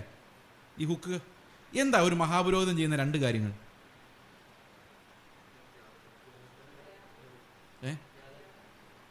ഒന്ന് യാഗം കഴിക്കുന്നു, ഓഫ് കോഴ്സ്. അതായത് പാപങ്ങൾക്ക് വേണ്ടിയുള്ള യാഗം കഴിക്കുന്നു. അപ്പോൾ കർത്താവ് എന്ത് ചെയ്തിട്ടുണ്ട്? നമ്മുടെ പാപങ്ങളെല്ലാം ക്ഷമിച്ചിട്ടുണ്ട്. ഓക്കെ ആണോ? നാളെ ചെയ്യാൻ പോകുന്ന പാപം എല്ലാം തീർന്നു. എന്നാൽ പാപം ചെയ്യാം. അങ്ങനെ പറ്റില്ല. അങ്ങനെയല്ല അത്. ഞാനതിന് പണ്ടൊരു കഥ പറഞ്ഞിട്ടുണ്ട്. ഇത് ഈ ലൈവായതുകൊണ്ട് പറയാൻ പറ്റില്ല. അത് പറയരുതെന്ന് അയാൾ പറഞ്ഞിട്ടുണ്ട്. അതുകൊണ്ട് ഞാനൊരു പൊതുവായിട്ടൊരു രീതി പറയാം. ഓക്കെ? ഇപ്പം എനിക്ക് സുഖമില്ല, അല്ല നിങ്ങൾക്ക് ആർക്കെങ്കിലും, അല്ല എനിക്ക് ആർക്കെങ്കിലും സുഖമില്ലാതെ ഹോസ്പിറ്റലിൽ കിടക്കുക, ഭയങ്കര പനിയാണെന്ന് വിചാരിച്ചോ. ഓക്കെ? ഡോക്ടർ പറയാം പാരസെറ്റമോൾ കഴിച്ചാൽ മതി. ഓക്കെ, പാരസെറ്റമോൾ കഴിച്ചു, പനി മാറി. പനി മാറി കേട്ടോ, നല്ല മരുന്നാണ് ഡോക്ടറുടെ. 8 മണിക്കൂർ കഴിയുമ്പോൾ പിന്നെയും പനി വരും. കാരണം പാരസെറ്റമോളിന് അത്രയും കപ്പാസിറ്റി ഉള്ളൂ. പിന്നെ വീണ്ടും പാരസെറ്റമോൾ, വീണ്ടും ഉപവാസ പ്രാർത്ഥന, വീണ്ടും യാഗം, പ്രാർത്ഥന, യാഗം, പിന്നെയും പാപം, പിന്നെയും യാഗം, പ്രാർത്ഥന. ഇങ്ങനെയല്ലേ? നമ്മളൊരിക്കലും രക്ഷപ്പെടുന്നില്ല. എന്നാൽ ഈ ഡോക്ടർ വ്യത്യാസമുണ്ട്. ഈ ഡോക്ടർ വന്ന ഉടനെ പനി എന്തുകൊണ്ടാണ്, അത് കയ്യിൽ എവിടെ മുറിവുണ്ടായി, സെപ്റ്റിക് ആയിരുന്നു, പുള്ളി കണ്ടുപിടിച്ചു. അപ്പോൾ ഉടനെ പുള്ളി ഒരു ആൻറ്റിബയോട്ടിക് തന്നു ആ മുറിവ് ഉണങ്ങാൻ വേണ്ടി. അപ്പം നമുക്ക് പിന്നെയും പനിക്കുന്നുണ്ട്, പഴയ പോലെ ഇല്ല. പക്ഷേ ഡോക്ടർ ഇപ്പം മൈൻഡ് ചെയ്യുന്നില്ല. എന്താ മൈൻഡ് ചെയ്യാത്തതിന് കാരണം? ഇത് 2-3 ദിവസം കൂടെ ചെറുതായിട്ട് പനിച്ചിട്ട് അങ്ങ് പൊയ്ക്കോളൂ എന്നുള്ള കാര്യം ഡോക്ടറിനറിയാം. അപ്പോൾ രക്ഷിക്കപ്പെട്ട ഒരാളുടെ ഉള്ളിൽ ആത്മാവുള്ളത് കൊണ്ടും അവൻ ക്രിസ്തുവിൻ്റെ കൂടെ ക്രൂശിക്കപ്പെട്ടിരിക്കുന്നതുകൊണ്ടും ചില പഴയ ജീവിതത്തിലെ ലക്ഷണങ്ങളൊക്കെ വീണ്ടും വന്നാലും അവൻ്റെ ഉള്ളിൽ പ്രവർത്തിക്കുന്ന ക്രിസ്തുവിൻ്റെ ജീവൻ ഇവനെ നാളെ രക്ഷിച്ചു കൊണ്ടുപോയി പിതാവിൻ്റെ അടുത്ത് നിർത്തുമെന്ന് ദൈവത്തിനും അറിയാം, എനിക്കും അറിയാം. അല്ലെ നല്ല അടി കിട്ടുന്നുള്ള കാര്യം നമുക്ക് പതുക്കെ പതുക്കെ മനസ്സിലായിക്കോളും. എത്ര പേർക്ക് മനസ്സിലായി ഞാൻ പറഞ്ഞത്? അപ്പോൾ രക്ഷയുടെ വാഗ്ദത്വം എന്ന് പറയുന്നത് എൻ്റെ നന്മയിലല്ല ഇരിക്കുന്നത്. പിന്നെ എവിടെ ഇരിക്കുന്നത്?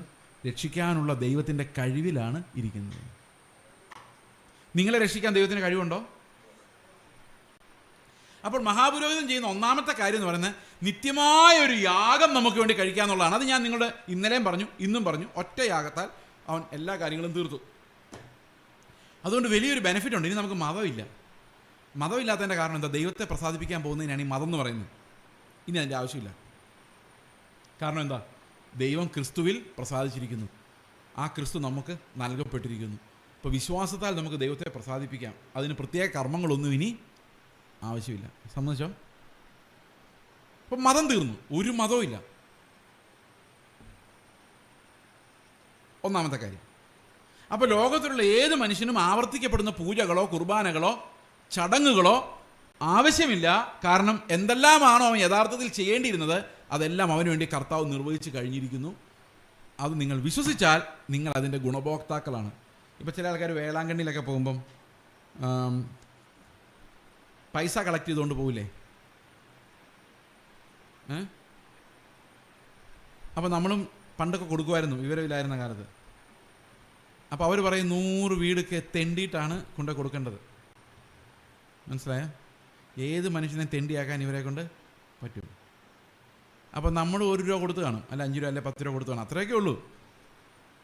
നമ്മുടെ ഒരു പ്രതീക്ഷയാണ് ഇയാൾ വേളാങ്കണ്ണി പോകുമ്പം ഇയാൾ ആ പൈസ അവിടെ ഇടുമ്പം എനിക്കുള്ള അനുഗ്രഹങ്ങൾ ഈ കന്യാമറിയം അത് വേറെ ഏതെങ്കിലും വഴി കൂടെ എനിക്ക് തന്നോളൂ എന്ന് ഒരു വിശ്വാസത്തിലല്ലേ കൊടുക്കുന്നേ? ആണോ അല്ലയോ? നിങ്ങൾ ഇതുപോലും മിണ്ടുന്നില്ലല്ലോ. ആണല്ലോ. ഓക്കെ. അയാൾ അതുകൊണ്ട് ചായ കുടിക്കുമോ, വേളാങ്കണ്ണി തന്നെ പോവുമോ, ഇടുവോ, ഇട്ടാൽ വലിയ ഗുണമുണ്ടോ? കന്യാമറിയം എന്ന് പറഞ്ഞൊരു വിശുദ്ധ സ്ത്രീയും യേശുവിൻ്റെ അമ്മയുമായിരുന്നു.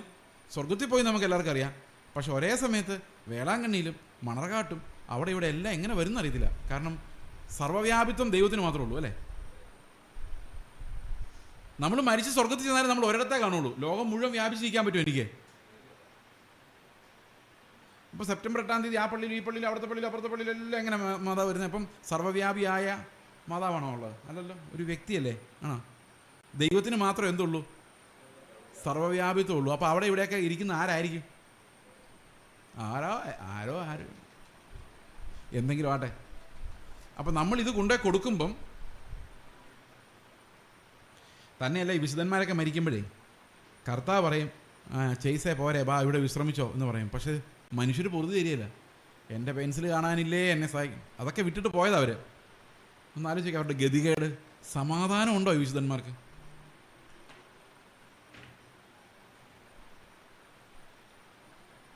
ഓക്കെ. അപ്പോൾ ഒരു മിനിറ്റ്.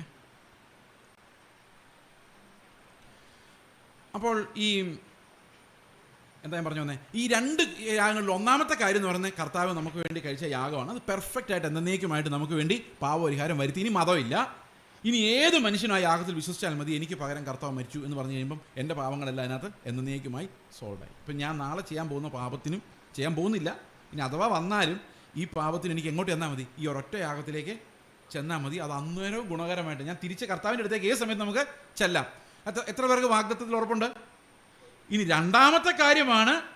രണ്ടാമത്തെ ആണയാണ് പ്രധാനം. അതെന്താ പറയുന്നതെന്നറിയോ? രണ്ടാമത്തെ ആണ, ആ രണ്ടാമത്തെ ഹുക്ക്. ആദ്യത്തെ ഹുക്ക് എന്തായിരുന്നു? പുരോഹിതൻ ചെയ്യുന്ന ആദ്യത്തെ കാര്യം പറ, യാഗങ്ങൾ. രണ്ടാമത്തെ കാര്യം എന്താ? നിങ്ങൾ ഈ യാക്കോപ്പള്ളിയിലൊക്കെ കുർബാന ഏറ്റെടുക്കാറുണ്ടായിരുന്നോ? ഏറ്റെടുത്ത് നടത്തുക എന്ന് പറയില്ലേ?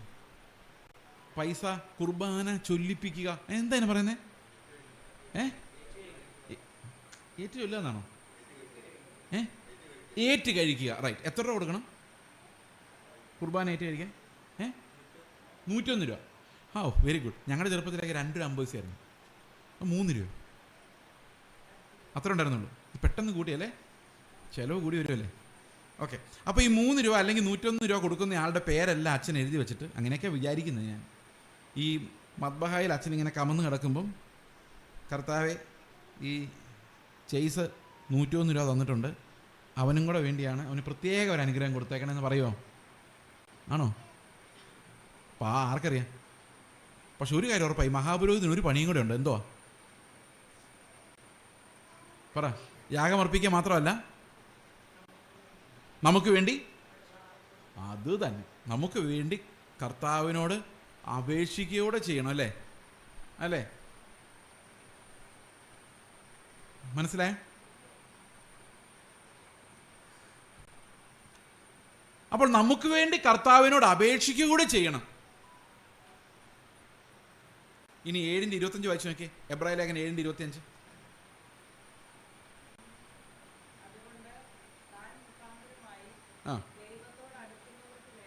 ആ ആ ആ ആ റൈറ്റ്. അപ്പോൾ എപ്പോഴും നമുക്ക് വേണ്ടി പക്ഷപാതം ചെയ്യുവാൻ സദാ ജീവിച്ചിരിക്കുന്നവനാകയാൽ. അപ്പോൾ എപ്പോഴും കർത്താവിന് മുമ്പിൽ ആര് നിൽപ്പുണ്ട്? പിതാവിന് മുമ്പിൽ ആര് നിൽപ്പുണ്ട്? ഈ പുത്രൻ നിൽപ്പുണ്ട്. എന്താ അവൻ പറഞ്ഞുകൊണ്ടിരിക്കുന്നത്? എന്തായിരിക്കും പറഞ്ഞുകൊണ്ടിരിക്കുന്നത്? ഒന്ന് ആലോചിക്കേ. ഞാനിങ്ങനെ ആലോചിക്കുന്നത്, ചെയ്സ് ശരിയായിട്ടൊന്നുമില്ല, പക്ഷെ അവനെ വിട്ടേക്കരുത്, ഞാൻ അവന് വേണ്ടിയാണ് മരിച്ചേക്കുന്നത് എന്ന് പിതാവിനോട് പുത്രൻ എന്ത് ചെയ്തുകൊണ്ടിരിക്കുക? പ്രാർത്ഥിച്ചുകൊണ്ട്. അതാണ് രണ്ടാമത്തെ ഹുക്ക്. ഈ രണ്ട് കാര്യത്തിലും പിതാവിന് റിഫ്യൂസ് ചെയ്യാൻ പറ്റത്തില്ല. മനസ്സിലായോ? പിടികിട്ടിയോ അത്? രണ്ടാമത്തെ ഹുക്ക് എന്തുവാ? അവൻ എനിക്ക് വേണ്ടി എന്ത് ചെയ്തുകൊണ്ടിരിക്കുന്നു? ഈ മഹാപുരോഹിതൻ തിരശ്ശീലയ്ക്കപ്പുറത്ത് എൻ്റെ രക്ഷയ്ക്കായി യാഗം കഴിക്കുക മാത്രമല്ല, അവൻ്റെ രക്തം ഇന്നും ഗുണകരമായി എൻ്റെ പാപപരിഹാരത്തിനായി സംസാരിച്ചുകൊണ്ടിരിക്കുന്നു. അവൻ എനിക്ക് വേണ്ടി അവിടെ മധ്യസ്ഥത അണച്ചുകൊണ്ടിരിക്കുന്നു. മനസ്സിലായോ? അപ്പോൾ നമ്മൾ പോവോ? നമ്മൾ പോയില്ല എങ്കിലാണ് അർത്ഥം എന്താ? യേശു കർത്താവ് നമുക്ക് വേണ്ടി പിതാവിനോട് പറഞ്ഞ പ്രാർത്ഥനയൊന്നും പിതാവ് കേട്ടില്ല. പിതാവ് കർത്താവിനെ മൈൻഡ് ചെയ്തില്ല. എനിക്ക് അങ്ങനെ ഒരു പുരോഹിതനില്ല. അങ്ങനെയല്ലേ വരുന്നത്?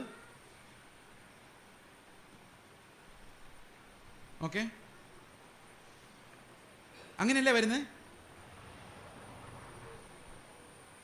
അപ്പോൾ എനിക്ക് അങ്ങനെ ഒരു പുരോഹിതൻ ഉണ്ടെങ്കിൽ, ആ പുരോഹിതൻ പറഞ്ഞാൽ പിതാവ് കേൾക്കുമെങ്കിൽ, ഉറപ്പായിട്ട് ഞാൻ എവിടെ പോയിരിക്കും? സ്വർഗത്തിൽ പോയിരിക്കും. അപ്പോൾ നമ്മൾ എല്ലാ സമയത്തും ദൈവത്തെ ആരാധിക്കാൻ നമ്മുടെ ഉള്ളിലേക്ക് എപ്പോഴും വരുന്നത് എന്തായിരിക്കും? ഈ പുരോഹിതൻ നമുക്ക് വേണ്ടി അവിടെ നിൽക്കുന്നു. അവൻ അറുക്കപ്പെട്ട കുഞ്ഞാട്. അവൻ സകല മഹത്വവും ബഹുമാനവും സ്വീകരിപ്പാൻ യോഗ്യനായ കുഞ്ഞാട്. ഈ കുഞ്ഞാടിനെയാണ് നമ്മൾ എന്ത് ചെയ്യുന്നത്? നമസ്കരിക്കുന്നത്. മനസ്സിലാവുന്നുണ്ടോ ഞാൻ പറയുന്നത്? ഓക്കെ. അപ്പോൾ ഈ കുഞ്ഞാടിനെ നമസ്കരിക്കാൻ വേണ്ടിയാണ് നമ്മൾ വന്നിരിക്കുന്നത്. നമ്മുടെ ആരാധനയും സ്തോത്രവും എല്ലാം ഈ വെളിപ്പാടിനകത്തു നിന്നാണ്. കാരണം നമ്മൾ ഈ നാട്ടുകാരല്ല, നമ്മളോട് നശിച്ചു പോകേണ്ടവരല്ല, നമ്മൾ കുറേ നാളോട് എൻജോയ് ചെയ്തിട്ട് നാളെ ഇല്ലാതാകേണ്ടവരല്ല. നമ്മൾ സ്വർഗത്തിൽ അവൻ്റെ കൂടെ ഇരിക്കേണ്ടവരാണ്. മനസ്സിലാവുന്നുണ്ടോ? ഓക്കെ. എത്ര പേർക്ക് ഉറപ്പുണ്ട് സ്വർഗത്തിൽ പോകുന്നു? നിങ്ങൾക്ക് ഇന്ന് വരെ ഉറപ്പില്ലായിരുന്നെങ്കിൽ ഇന്ന് വിശ്വസിക്കണം. ആരെ വിശ്വസിക്കണം? ആരെ വിശ്വസിക്കണം? 101 രൂപ മേടിക്കുന്ന ആളെ അല്ല. പിന്നെ ആരെ വിശ്വസിക്കണം? നമുക്ക് വേണ്ടി ഒന്നും മേടിക്കാതെ നമുക്കെല്ലാം തന്ന ഒരു കർത്താവ് കാൽവരി ക്രൂശിൽ നമുക്ക് പകരക്കാരനായി മരിച്ചതുകൊണ്ട്, അവൻ നമ്മുടെ നീതിയായി മാറിയത് കൊണ്ട് നമുക്കൊരു കാര്യം ഉറപ്പിക്കാം: നമ്മൾ ഒരിക്കലും നശിച്ചു പോകാതെ നിത്യജീവൻ പ്രാപിച്ചിരിക്കും. വിശ്വാസമുണ്ടോ? അപ്പോൾ നമ്മൾ വിശ്വാസത്തിലൂടെ ആരെയാണ് നോക്കുന്നത്? വിശ്വാസത്തിലൂടെ ആരെയാണ് നോക്കുന്നത്? കർത്താവിനെയാണ് നോക്കുന്നത്. അവനാണ് നമ്മുടെ രക്ഷയുടെ അടിസ്ഥാനം. ഓക്കെ. അപ്പോൾ ഈ രക്ഷ നമ്മൾ അനുഭവിച്ച് കഴിയുമ്പോഴാണ് നമ്മുടെ വീട്ടിലോട്ട് ചെല്ലുന്നു കഴിയുമ്പം ഈ വിശ്വാസത്തോടെ നമ്മൾ മറ്റൊരാളെ നോക്കിക്കേ. നിങ്ങളുടെ ഭാര്യ അല്ലെങ്കിൽ ഭർത്താവിനെ നോക്കിക്കേ, കുഞ്ഞുങ്ങളെ നോക്കിക്കേ. ഈ വിശ്വാസം ഒന്ന് ട്രാൻസ്ലേറ്റ് ചെയ്ത് നോക്കി. എൻ്റെ കുഞ്ഞുങ്ങൾ എത്ര വഷളരായി കാണപ്പെട്ടാലും അവരുടെ ഉള്ളിൽ കർത്താവ് ഉണ്ടെങ്കിൽ അവരെ ദൈവം നന്നാക്കി എടുത്തോളും. അപ്പോൾ നമ്മളെല്ലാവരും ഈ സ്വർഗത്തിലേക്കുള്ള ഓട്ടത്തിൻ്റെ ഏതോ ഒരു ഷേപ്പിൽ, ഒരു ഗ്യാരാജിൽ കുറേ വണ്ടികൾ കിടപ്പുണ്ടെന്ന് വിചാരിച്ചോ. ഓക്കെ. ഈ വണ്ടികളിൽ പല ഷേപ്പിലായിരിക്കും. ചിലതിൻ്റെ ടയർ ഊരി വെച്ചിരിക്കുമായിരിക്കും, ചിലതിൻ്റെ എഞ്ചിൻ അഴിച്ച് വെച്ചിരിക്കുകയായിരിക്കും. ഇന്നലെ ഒരു ബൈക്ക് വന്നിരിച്ച് എൻ്റെ വണ്ടിയുടെ പുറകിലുള്ള മഡ്ഗാർഡ് ഇളകിയിരിക്കുക. ചെറിയ പണിയാണ്. അതും ചെയ്യാനുള്ള വണ്ടികളും കാണും. നമ്മളെല്ലാവരും ഈ കർത്താവിൻ്റെ വർക്ക്ഷോപ്പിൽ പണി തീർക്കാൻ വേണ്ടി ഇട്ടിരിക്കുന്ന കാറുകളെ പോലെയാണ്. ഞാൻ ഒരാളെ നോക്കി, അവൻ കുറേ പണി ബാക്കിയുണ്ടല്ലോ, അയ്യേ എന്ന് പറയാൻ പാടില്ല. കാരണം നമ്മളെല്ലാവരും ആരുടെ കയ്യിലാണ്? കർത്താവിൻ്റെ കയ്യിൽ. അപ്പോൾ നമുക്ക് ആരെയും വിധിക്കാൻ പാടില്ല, പക്ഷെ വിവേചിക്കണം. അവർ കർത്താവിൻ്റെ വിശ്വാസത്തിൽ തന്നെയാണോ, യേശു ആണോ അവരുടെ ഹൃദയത്തിൽ വസിക്കുന്നത്? അത് നമുക്ക് മനസ്സിലായി കഴിഞ്ഞാൽ നമുക്കൊരു സമാധാനമുണ്ട്. അത് സ്വർഗീയമായ ഒരു സമാധാനമാണ്. മനസ്സിലാകുന്നുണ്ടോ? അപ്പോൾ സ്വർഗീയമായ സമാധാനത്താൽ ദൈവം നമ്മളെല്ലാവരെയും നിറയ്ക്കണം. അപ്പോൾ ഇത്രയൊക്കെ പറയുമ്പോഴും നമുക്ക് ഒരു കാര്യം ഉറപ്പായിട്ടും സംസാരിക്കേണ്ടതായിട്ടുണ്ട്. നമുക്ക് എന്താണ് പ്രാർത്ഥിക്കേണ്ടത്?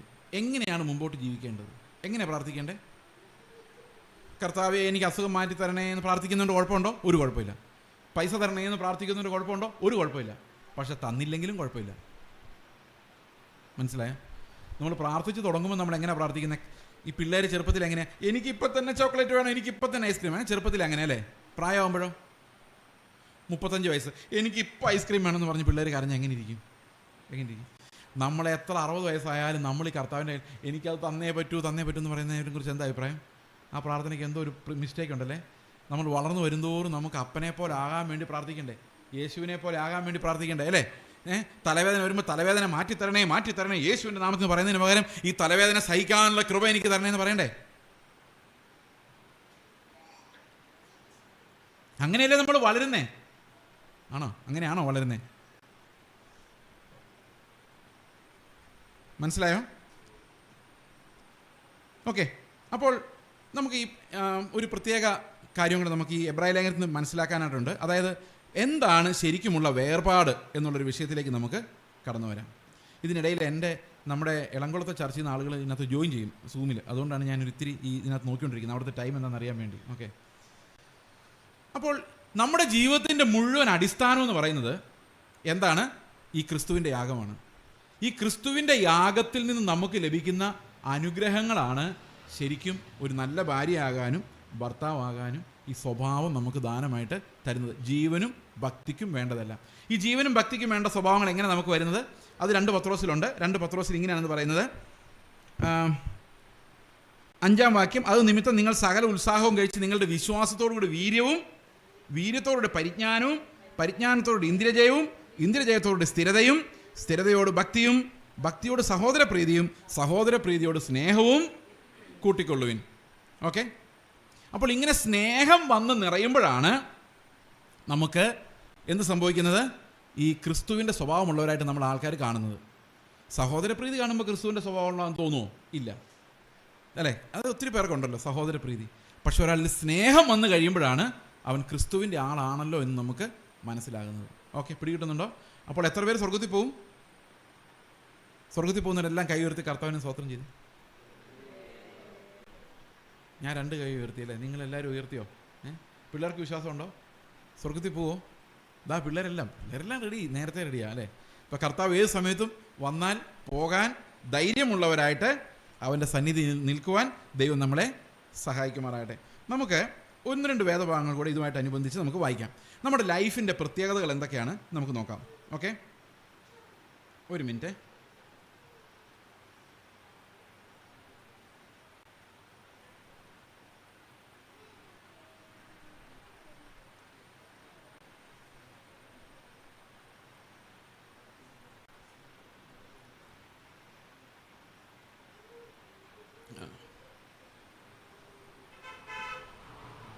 അവിടുത്തെ ചർച്ചയിൽ നിന്ന് ആൾക്കാർ ജോയിൻ ചെയ്യുന്നുണ്ട് ഇപ്പം ഈ സമയത്ത്.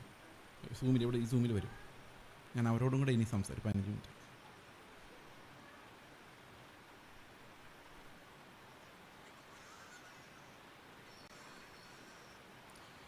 ഓക്കെ. അപ്പോൾ നമുക്ക് അപ്പോൾ ക്രിസ്തുവിൻ്റെ ജീവൻ നമ്മളിൽ വ്യാപരിക്കുന്നതാണ് എന്ത് ശരിക്കുമുള്ള നമ്മുടെ ലൈഫിൻ്റെ അടിസ്ഥാനം എന്ന് പറയുന്നത്. അപ്പോൾ 2 രീതിയിലാണ് നമ്മൾ ഇതിനെക്കുറിച്ച് മനസ്സിലാക്കേണ്ടത്. ഒന്ന്, നമുക്കൊരു ജഡശരീരമുണ്ട്. ഈ ജഡശരീരം എപ്പോഴും നമ്മളെ പാപത്തിനായി നിർബന്ധിച്ചുകൊണ്ടിരിക്കും അല്ലേ? പാപ സ്വഭാവങ്ങൾ, ദേഷ്യം, വൈരാഗ്യം, സ്നേഹമില്ലായ്മ, ഇതെല്ലാം നമ്മുടെ ഉള്ളിലേക്ക് വന്നുകൊണ്ടേയിരിക്കും. എന്നാൽ അതേ സമയത്ത് ഇതിനെ എതിർക്കാൻ വേണ്ടി നമ്മൾ മതത്തിൻ്റെ ചിട്ടകൾ ഉപയോഗിക്കുമ്പോൾ നമ്മുടെ ജഡ മനസ്സ് സ്ട്രോങ് ആവും. ജഡശരീരമുണ്ട്, പിന്നെ എന്തുണ്ട്? ജഡ മനസ്സുണ്ട്. ഇത് രണ്ടും സ്ട്രോങ് ആവും. ഇതിലൂടെ ഒന്നും അല്ല നമ്മൾ ജയിക്കുന്നത്. നമ്മൾ ജയാളികളാകുന്നത് ക്രിസ്തുവിൻ്റെ ജീവൻ നമ്മളിൽ വസിക്കുന്നതുകൊണ്ടാണ്. ഈ ക്രിസ്തുവിൻ്റെ ജീവൻ നമ്മളിൽ എങ്ങനെയാണ് വസിക്കുന്നത്? ഓരോ സമയത്തും നമ്മൾ എങ്ങനെയാണ് ജീവിക്കേണ്ടതെന്നുള്ള കാര്യം ആത്മാവ് നമുക്ക് പറഞ്ഞു തന്നുകൊണ്ടേയിരിക്കുന്നു. ആത്മാവ് അങ്ങനെ നമുക്ക് പറഞ്ഞു തരുന്നതിലൂടെയാണ് നമ്മൾ പഠിക്കുന്നത്. പാപത്തെക്കുറിച്ചും നീതിയെക്കുറിച്ചും ന്യായവിധിയെക്കുറിച്ചും ദൈവത്തിൻ്റെ ആത്മാവ് നമുക്ക് പറഞ്ഞു തന്നുകൊണ്ടിരിക്കും. ഏറ്റവും വലിയ റെവലേഷൻ എന്താണെന്ന് പറയുക? ആത്മാവ് നമ്മുടെ ആത്മാവോട് സംസാരിക്കുന്നത് ഏറ്റവും വലിയ റെവലേഷൻ നീ എൻ്റെയാണ് എന്നുള്ള റെവലേഷനാണ്. എല്ലാ സമയത്തും നമ്മുടെ ആത്മാവ് കേൾക്കുന്നൊരു ശബ്ദമുണ്ട്. എന്താണ്? നീ എൻ്റെ സ്വന്തമാണ്, ഞാൻ നിനക്ക് വേണ്ടിയാണ് മരിച്ചത്, നീ എൻ്റെയാണ്, ഞാൻ നിന്നൊരിക്കലും കൈവിടുകയില്ല എന്ന് ആരോടാ പറയുന്നത്? പരിശുദ്ധാത്മാവ് നമ്മുടെ ആത്മാവിനോട് എപ്പോഴും സംസാരിച്ചു കൊണ്ട് നിൽക്കുന്നു. നിങ്ങൾ കേൾക്കുന്നുണ്ടോ ആ ശബ്ദം? അത് വാഗ്ദത്തങ്ങളുടെ ശബ്ദമാണ്. മനസ്സിലായോ? ഈ ശബ്ദം ഒരാൾ കേട്ട് കഴിഞ്ഞാൽ ഈ ആത്മാവിൽ നമ്മൾ കേൾക്കുന്ന ഒന്നും നമുക്ക് ഒരിക്കലും മറന്നുപോകില്ല. ബുദ്ധിയിൽ കേൾക്കുന്ന എല്ലാം മറന്നുപോകും. മനസ്സിലാകുന്നുണ്ടോ? ഈ അന്യഭാഷയെക്കുറിച്ച് നിങ്ങൾ കേട്ടു? നിങ്ങൾ അന്യഭാഷ പറയുന്നവരുണ്ടോ ഇവിടെ? ഈ അന്യഭാഷ പറയുമ്പം ആത്മീക വർധന വരുന്നത് എങ്ങനെയാണെന്നറിയാമോ? ആത്മീക വർധന എന്ന് പറഞ്ഞാൽ ഈ ആത്മാവ്, ദൈവത്തിൻ്റെ ആത്മാവ് നമുക്ക് ബുദ്ധി കൊണ്ട് മനസ്സിലാക്കാത്ത കാര്യങ്ങൾ നമ്മുടെ ആത്മാവിനോട് കമ്മ്യൂണിക്കേറ്റ് ചെയ്യും. പിന്നെ ഏതെങ്കിലുമൊക്കെ സമയത്ത് അത് പ്രയോജനപ്പെടും. ഇത് ചർച്ചിൽ ഇങ്ങനെ ഉറക്കെ പറയാനുള്ളതല്ല, അത് നമുക്ക് പേഴ്സണലി ആത്മീകവർദ്ധന വരുത്താനുള്ളതാണ്. ഇനി അന്യഭാഷ ഇല്ലെങ്കിൽ പോലും ദൈവത്തിൻ്റെ ആത്മാവിന് നമ്മുടെ ആത്മാവിനോട് എപ്പോൾ വേണമെങ്കിലും ഉറപ്പ് തരാൻ പറ്റും. ഇപ്പോൾ ദൈവത്തിൻ്റെ ആത്മാവ് നമ്മുടെ ആത്മാവിനോട് തരുന്ന ഉറപ്പുകളാണ് നമ്മുടെ വിശ്വാസ ജീവിതത്തിൻ്റെ അടിസ്ഥാനം. നീ എൻ്റെയാണ്, നീ ഒരിക്കലും എൻ്റേതല്ലാതെ ആവുകയില്ല, കാരണം നിനക്ക് വേണ്ടിയാണ് ഞാൻ മരിച്ചത്. ഇത് എന്നോട് സംസാരിച്ചുകൊണ്ടിരിക്കുന്നത് ദൈവത്തിൻ്റെ ആത്മാവാണ്. അപ്പോൾ ആത്മാവിൻ്റെ ശബ്ദം നമ്മൾ കേട്ടുകൊണ്ടിരുന്നാൽ മാത്രമേ നമുക്ക് ക്രിസ്തുവിൻ്റെ ജീവൻ ജീവിക്കാൻ സാധിക്കുകയുള്ളൂ. ഓരോ സമയത്തും കർത്താവായിരുന്നെങ്കിൽ എന്ത് ചെയ്യുമായിരുന്നു എന്നുള്ള വെളിപ്പാടിലേക്ക് നമ്മളെ നടത്തുന്നതാണ് കർത്താവിൻ്റെ ആത്മാവ് നമ്മളിൽ ചെയ്യുന്നത്. ഞാൻ മിനിങ്ങാൻ തുടങ്ങി പറഞ്ഞൊരു കാര്യമുണ്ട്. 2 തരത്തിലുള്ള നീതിയുണ്ട്. ഒന്ന് നമ്മൾ പ്രവർത്തിച്ചുണ്ടാക്കുന്ന നീതി, മറ്റൊന്ന് എങ്ങനെ വിശ്വാസത്താൽ വരുന്ന ക്രിസ്തുവിൻ്റെ നീതി. വിശ്വാസത്താൽ വരുന്ന ക്രിസ്തുവിൻ്റെ നീതി മാർമികമാണ്. അത് നമുക്ക് മനസ്സിലാകണമെങ്കിൽ ആത്മാവ് വെളിപ്പെടുത്തി തരണം. ഓക്കെ, യേശു എന്ത് ചെയ്യുമായിരുന്നു എന്നുള്ള നീതി മാർമികമായ നീതിയാണ്. അത് ആര് വെളിപ്പെടുത്തി തരണം? അത് കർത്താവ് നമ്മുടെ ഉള്ളിൽ പ്രകാശിപ്പിച്ചുകൊണ്ടിരിക്കണം. ആത്മാവ് നമുക്ക് തന്നുകൊണ്ടേയിരിക്കണം. ഇപ്പം ഞാൻ നിങ്ങളോട് എന്ത് സംസാരിക്കണം, യേശു ആയിരുന്നെങ്കിൽ എന്ത് ചെയ്യുമായിരുന്നു, ഒരു ക്രൈസിസിൽ എങ്ങനെ പ്രതികരിക്കുമായിരുന്നു, ഇതെല്ലാം ആത്മാവ് നമുക്ക് വെളിപ്പെടുത്തി തന്നുകൊണ്ടിരിക്കണം. മനസ്സിലാകുന്നുണ്ടോ?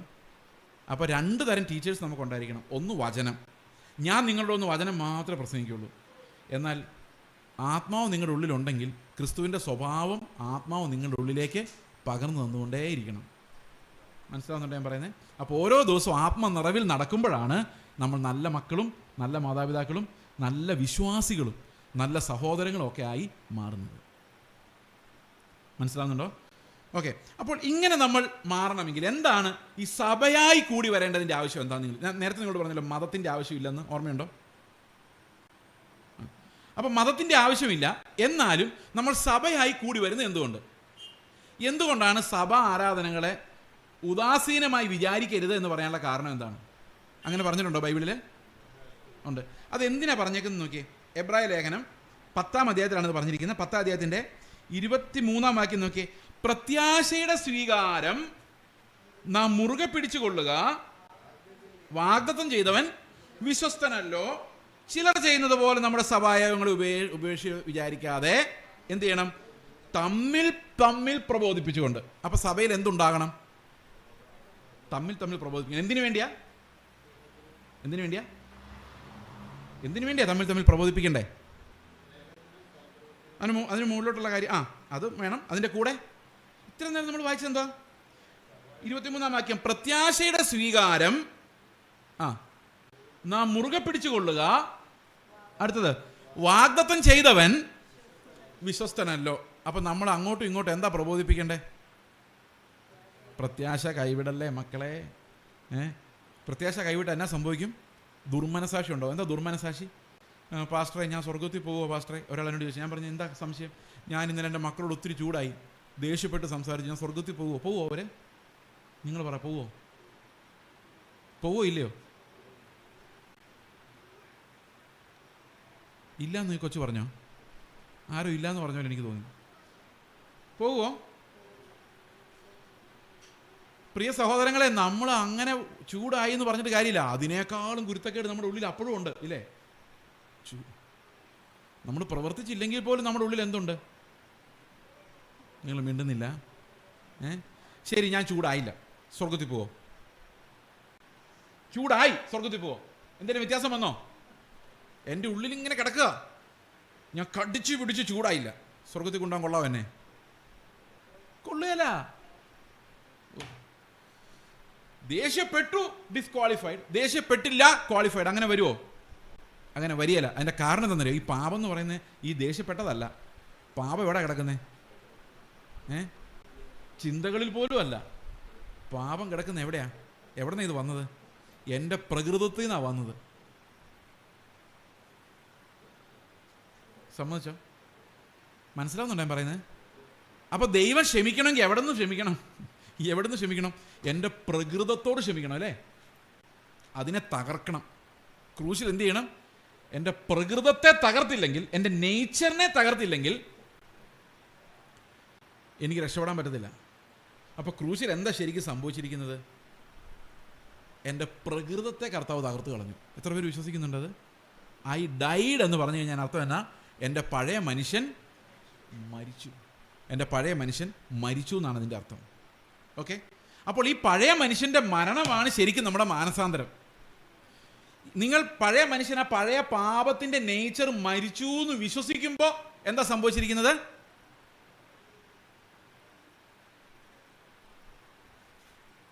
പാപത്തിൽ നിന്ന് ജയിച്ചു. അങ്ങനെ മരിച്ചവൻ പാപത്തിൽ നിന്ന്. അപ്പോൾ നമ്മൾ പാപത്തിൽ നിന്ന് ജയിക്കുന്നത് എങ്ങനെയാ? വിശ്വാസത്താലാ. അപ്പോൾ ഒരാൾ സ്വർഗത്തിൽ പോവില്ലോ എന്ന് എങ്ങനെ തീരുമാനിക്കാം? കറക്റ്റാ പറഞ്ഞു.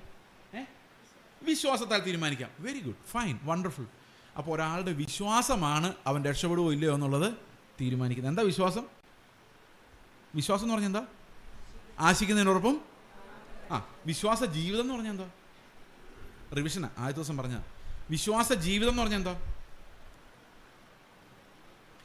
മാർക്ക് 0. പെട്ടെന്ന് പറ. വിശ്വാസ ജീവിതം എന്ന് പറഞ്ഞാൽ എന്തോ? നോ, അതല്ലാന്ന് ഞാൻ എടുത്തു പറഞ്ഞു. എല്ലാം ദൈവം നടത്തിക്കോളും എന്നുള്ളതല്ല വിശ്വാസ ജീവിതം എന്ന് ഞാൻ എടുത്തു പറഞ്ഞിട്ടാ ഇത് പറഞ്ഞത്. എനിക്ക് സഹിക്കാൻ പറ്റുന്നില്ല. അല്ല, ഒന്നുമല്ല. ഗലാത്യർ 2:20 ഞാൻ പറഞ്ഞു, ക്രിസ്തുവിനോടൊപ്പം ഞാൻ ക്രൂശിക്കപ്പെട്ടിരിക്കുന്നു, ഇനി ജീവിക്കുന്നത് ഞാനല്ല, ക്രിസ്തു അത്ര എന്നിൽ ജീവിക്കുന്ന. അടുത്ത വാക്യം, ഞാൻ ജഡത്തിൽ ജീവിക്കുന്നതോ എനിക്ക് വേണ്ടി തൻ്റെ ജീവനെ വെച്ച് തന്ന ദൈവപുത്രങ്കലുള്ള വിശ്വാസത്താൽ അത്രേ ബാക്കി പറ ജീവിക്കുന്നത്. അപ്പൊ വിശ്വാസത്താൽ അത്രേ ജീവിക്കുന്നത്. എന്ത് ജീവിതമാണ് ജീവിക്കുന്നത്? ഞാനല്ല, അതാ വിശ്വാസ ജീവിതം. വിശ്വാസ ജീവിതം എല്ലാവരും ഒന്ന് ശ്രദ്ധിച്ചാൽ, നാളെ ഞാൻ പിന്നെയും വരും. ഞാൻ അങ്ങനെ പോകില്ല. ഞാൻ പിന്നെയും വരുമ്പോഴും ഇതേ ചോദ്യം ചോദിക്കും. വിശ്വാസ ജീവിതം എന്ന് പറഞ്ഞാൽ എന്താ? വിശ്വാസം എന്ന് പറഞ്ഞാൽ എന്തോ? വിശ്വാസം എന്ന് പറഞ്ഞാൽ ആശിക്കുന്നതിൻ്റെ ഉറപ്പും കാണാത്ത കാര്യങ്ങളുടെ നിശ്ചയം. വിശ്വാസ ജീവിതം എന്ന് പറഞ്ഞാലോ, ഞാനല്ല, ക്രിസ്തു അത്ര കാണാൻ പറ്റുന്നുണ്ടോ? ഇല്ല. ക്രിസ്തു മഹത്വത്തിൻ്റെ പ്രത്യാശയാണല്ലോ. അപ്പോൾ ആശിക്കുന്നതിൻ്റെ ഉറപ്പ് അതിനകത്തുണ്ടോ? ഉണ്ട്. അപ്പോൾ ക്രിസ്തു എൻ്റെ ഉള്ളിൽ വസിക്കുന്നു, ഞാനല്ല ക്രിസ്തു അത്ര എന്ന് പറയുമ്പോൾ അതിനകത്ത് ആശിക്കുന്നതിൻ്റെ ഉറപ്പും ഉണ്ട്. പിന്നെ എന്തുണ്ട്? കാണാത്ത കാര്യങ്ങളുടെ എന്താ കാണാത്ത കാര്യം? കാണുന്നത് തന്നെയാണ്. നിങ്ങൾ കണ്ണാടി നോക്കാൻ ഞാൻ പറഞ്ഞായിരുന്നോ?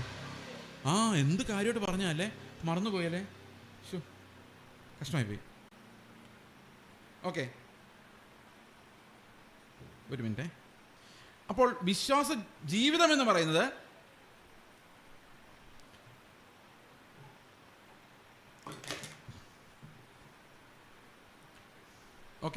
വിശ്വാസ ജീവിതം എന്ന് പറയുന്നത് കാണാത്ത കാര്യങ്ങളുടെ നിശ്ചയവും ഉറപ്പും എങ്ങനെ വരണം?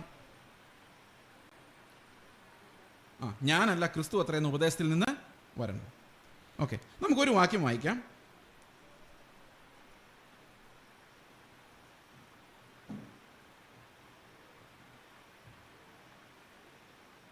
എബ്രായ ലേഖനം 13-ാം അധ്യായം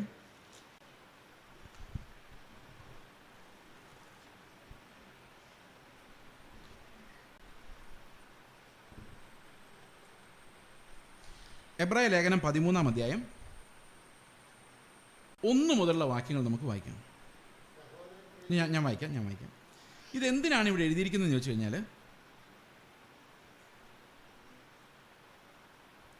എന്തുകൊണ്ടാണ് ഇതിവിടെ ഇങ്ങനെ എഴുതിയിരിക്കുന്നത് വെച്ച് കഴിഞ്ഞാൽ, ഈ ക്രിസ്തു നമ്മുടെ ഉള്ളിൽ വസിക്കുമ്പോൾ, നമ്മൾ അവൻ്റെ യാഗത്തിൽ നിന്നുള്ള അനുഗ്രഹങ്ങളിലേക്ക് നമ്മൾ നടക്കുമ്പോൾ,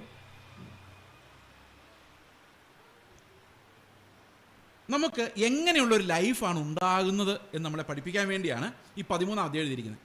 അപ്പം ഞാൻ ഇന്നലെ നിങ്ങളോട് പറഞ്ഞു, പത്യോപദേശം, ധർമ്മോപദേശം എന്ന് പറഞ്ഞ 2 ഡിപ്പാർട്ട്മെൻറ്റ് ബൈബിളിലുണ്ട്. ഓക്കെ, അപ്പോൾ ഈ പത്യോപദേശവും ധർമ്മോപദേശവും എന്ന് പറയുന്ന 2 ഉപദേശങ്ങളുണ്ട്. ഇത്രയും നേരം എബ്രായ ലേഖനം 12:28 വരെ പത്യോപദേശമായിരുന്നു, ഇനി അത് ധർമ്മോപദേശമാണ്. അപ്പോൾ നമ്മുടെ ഉള്ളിൽ ക്രിസ്തു വസിക്കുന്നുണ്ടെങ്കിൽ എങ്ങനെ? എഫേസ്യ ലേഖനത്തിൻ്റെ ആദ്യത്തെ 5.5 അധ്യായവും പത്യോപദേശമായിരുന്നു. അത് കഴിഞ്ഞാണ് പെട്ടെന്ന് പറയുന്നത്, നിങ്ങൾ എന്ത് ചെയ്യണം, ഭാര്യമാർ ഇങ്ങനെയാകണം, ഭർത്താക്കന്മാർ ഇങ്ങനെയാകണം. അതിനെയാണ് നമ്മൾ ധർമ്മോപദേശം എന്ന് പറയുന്നത്. അപ്പോൾ എന്തൊക്കെയുണ്ട്? പത്യോപദേശവുമുണ്ട്, ധർമ്മോപദേശവുമുണ്ട്. Okay, alright. അപ്പോൾ ഈ 13-ാം അധ്യായം മുതൽ പത്യോപദേശമാണ്, ധർമ്മോപദേശമാണ്. നിങ്ങളുടെ ഉള്ളിൽ ക്രിസ്തു ഉണ്ടെങ്കിൽ നിങ്ങളുടെ സ്വഭാവം എങ്ങനെ വെളിപ്പെടും, എങ്ങനെ ആയിത്തീരും എന്നുള്ളതാണ് ധർമ്മോപദേശം. ഓക്കെ, ആ വെളിപ്പാടിനെ കുറിച്ചാണ് ഇവിടെ പറയുന്നത്. എന്തൊക്കെയാണ്? സഹോദര പ്രീതി നിലനിൽക്കട്ടെ, അതിഥി സൽക്കാരം മറക്കരുത്. നമ്മൾ വിചാരിക്കുമോ എന്ത് എളുപ്പമാണ്, വളരെ സിമ്പിൾ. ഞങ്ങളുടെ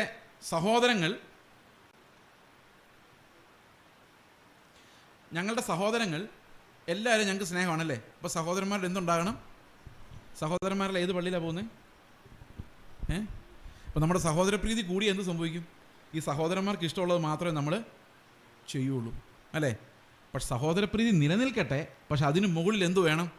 ക്രിസ്തു നമ്മുടെ ഹൃദയങ്ങളിൽ വസിക്കണം. ഈ എബ്രായ ലേഖനത്തിൽ ഇത് പറയുമ്പോൾ ഒരു പ്രത്യേകതയുണ്ട്.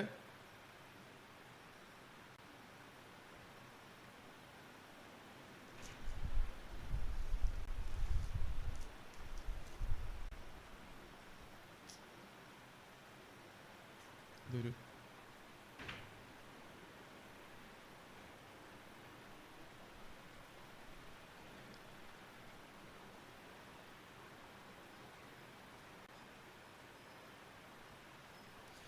ഓക്കെ. അപ്പോൾ ഈ എബ്രായ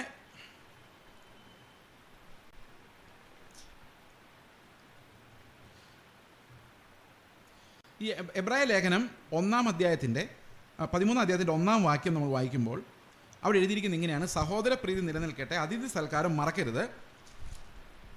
അതിനാൽ ചിലർ അറിയാതെ ദൈവദൂതന്മാരെ സൽക്കരിച്ചിട്ടുണ്ടല്ലോ. നിങ്ങളും തടവുകാർ എന്ന പോലെ തടവുകാരെയും നിങ്ങളും ശരീരത്തിലിരിക്കുന്നവരാകിയാൽ കഷ്ടം അനുഭവിക്കുന്നവരെ ഓർത്തുകൊള്ളുവിൻ. അപ്പോൾ ഇതിനകത്ത് 1-2 കാര്യങ്ങൾ നമ്മൾ മനസ്സിലാക്കേണ്ടത് ഈ വേർപാടിനെ സംബന്ധിച്ചുള്ള ചില കാര്യങ്ങളാണ്. ശരിക്കും എബ്രായ ലേഖനത്തിൽ 13-ാം അധ്യായത്തിൻ്റെ ശരിക്കുള്ള തീം എന്ന് പറയുന്ന വേർപാടാണ്. എന്താണ് ക്രിസ്ത്യൻ സെപ്പറേഷൻ അല്ലെങ്കിൽ വേർപാട് എന്നുള്ളതിൻ്റെ ഒരു തിയറിയാണ് നമ്മൾ ഈ 13-ാം അധ്യായത്തിൽ കാണുന്നത്. അത് ധർമ്മോപദേശമായിട്ടാണ് നൽകപ്പെട്ടിരിക്കുന്നതെങ്കിലും അതിൻ്റെ ഉള്ളിൽ എന്തുണ്ട്? ഒരു ഉപദേശ രൂപമുണ്ട്. എന്താണ് ക്രിസ്ത്യൻ സെപ്പറേഷൻ, എന്താണ് ക്രിസ്തീയ വേർപാട് എന്നാണ് ഈ 13-ാം അധ്യായം പഠിപ്പിക്കുന്നത്. അപ്പോൾ യേശുക്രിസ്തുവിൻ്റെ യാഗത്തെക്കുറിച്ച് ഇതിനു മുമ്പുള്ള വാക്യങ്ങൾ നമ്മൾ കണ്ടു. നമുക്ക് നിലനിൽക്കുന്ന ഒരു പ്രത്യാശയുണ്ടെന്ന് നമ്മൾ കണ്ടു. അതുപോലെ ക്രിസ്തുവിൻ്റെ യാഗം ഇന്നും നമ്മോട് ഗുണകരമായി സംസാരിക്കും എന്നുള്ളത് നമുക്ക് മനസ്സിലായിട്ടുണ്ട്. അവൻ നമുക്ക് വേണ്ടി യാഗം കഴിക്കുക മാത്രമല്ല, പിന്നെ എന്ത് ചെയ്യുന്നു? അവൻ നമുക്ക് വേണ്ടി പക്ഷപാതം ചെയ്തുകൊണ്ടിരിക്കുന്നു നമ്മൾ കണ്ടു. നമ്മൾ അടുത്ത് വന്നിരിക്കുന്നത് ഈ നിത്യമായ കൂടാരത്തിനടുത്തേക്കാണ് എന്ന് നമ്മൾ വായിച്ചു അല്ലേ. അത് എബ്രായ ലേഖനം 12-ാം അധ്യായത്തിൽ അതുണ്ട്. അപ്പോൾ ഇതെല്ലാം വന്ന് സമ്മറൈസ് ചെയ്ത് വന്ന് നിൽക്കുന്നത് നമ്മുടെ ആക്ച്വൽ ലൈഫ് സിറ്റുവേഷൻസിലേക്കാണ്. അതായത് നമ്മൾ എങ്ങനെ ജീവിക്കണം എന്നുള്ള പ്രമാണം കൊണ്ടാണ് പുതിയ നിയമം എല്ലാ ലേഖനങ്ങളും അവസാനിക്കുന്നത്. ഓക്കെ. അപ്പോൾ ഇവിടെ നമ്മൾ കാണുന്നത് സഹോദരപ്രീതി നിലനിൽക്കട്ടെ എന്ന് പറയാനുള്ളൊരു പ്രധാനപ്പെട്ട കാരണം